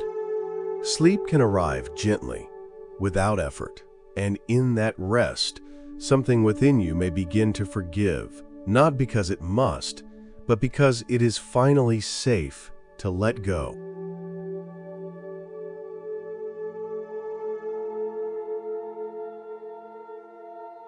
What became of the merchant? Tu asked quietly after some time had passed. Kuman smiled before answering. The man eventually became one of the Buddha's most devoted students. Having known both the crushing weight of resentment and the unexpected freedom that came from releasing it, he was uniquely able to guide others toward the same liberation. The very experience that had once confined him became, through forgiveness, the doorway to his freedom. Tu hesitated, then voiced his doubt. Surely it could not be so simple. Some wounds cut too deeply. Some injustices feel far too severe to simply be set down. Kuman nodded in agreement. Forgiveness is not simple, he said.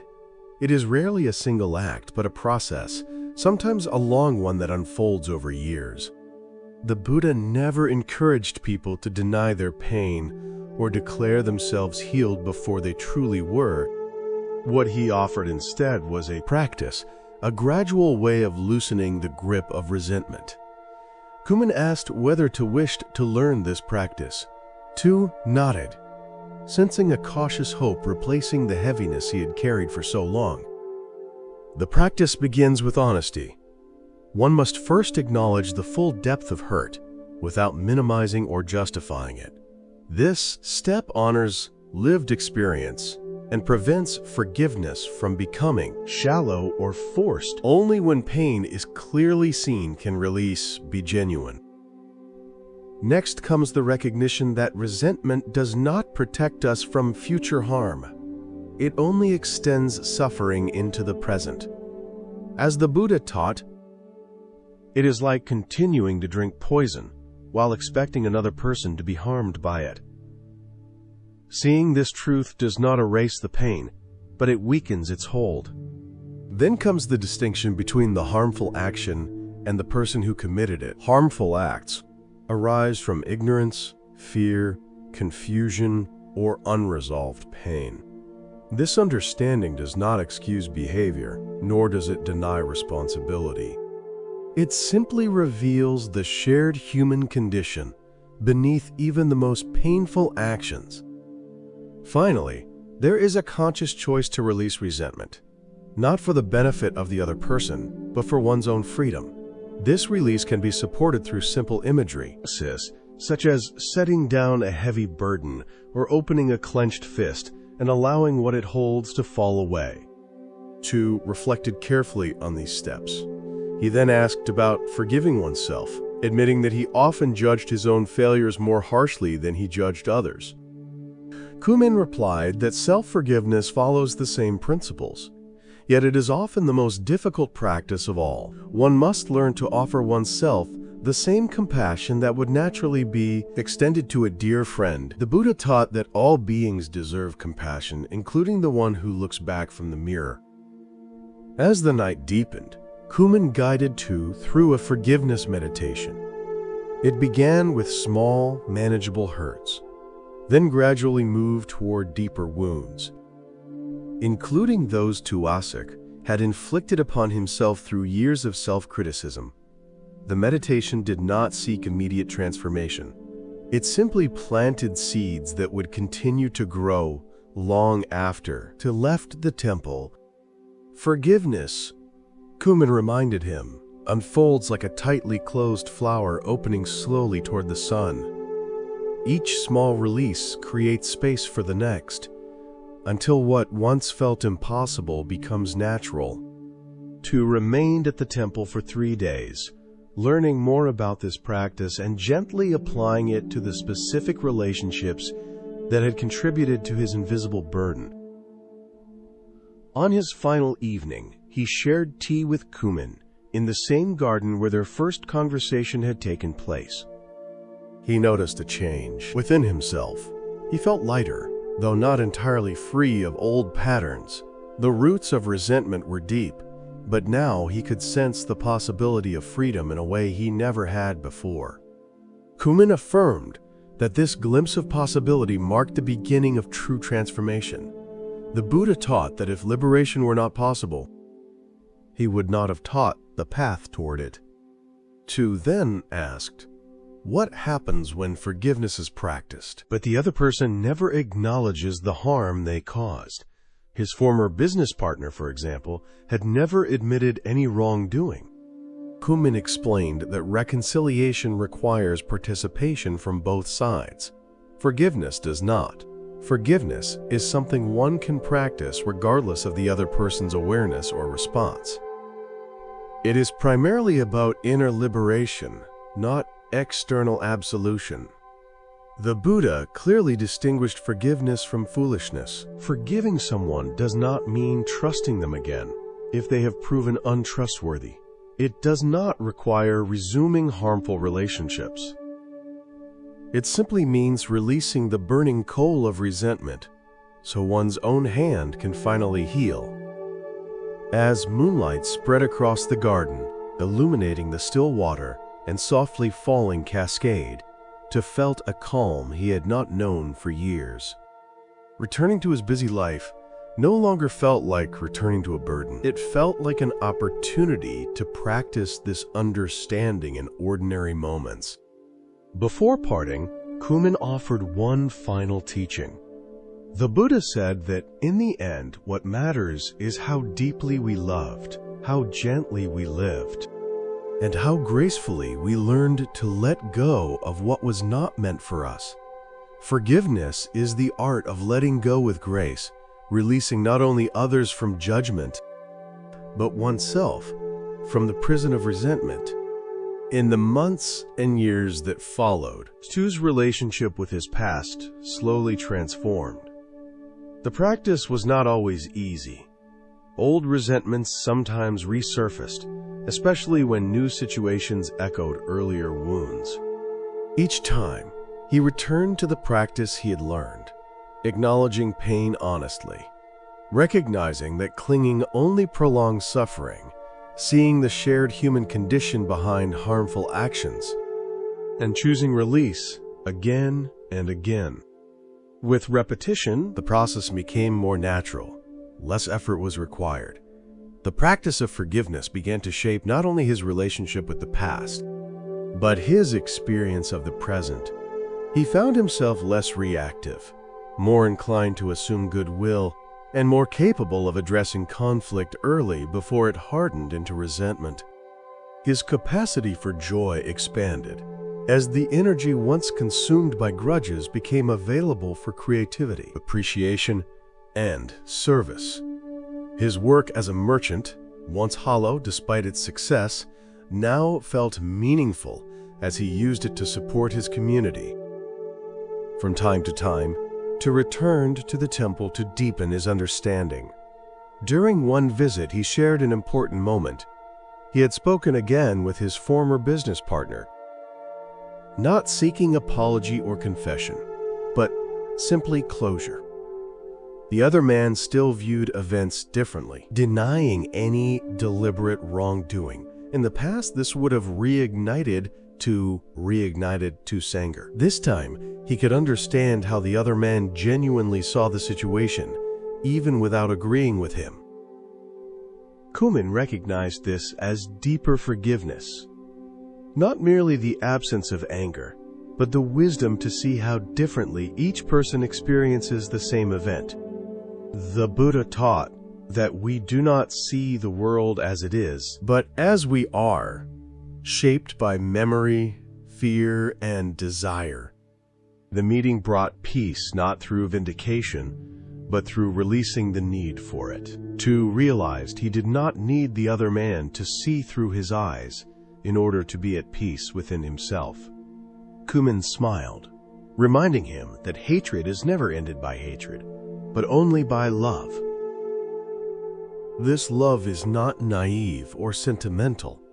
It is the clear recognition of shared humanity, with its blindness and its capacity for both harm and healing.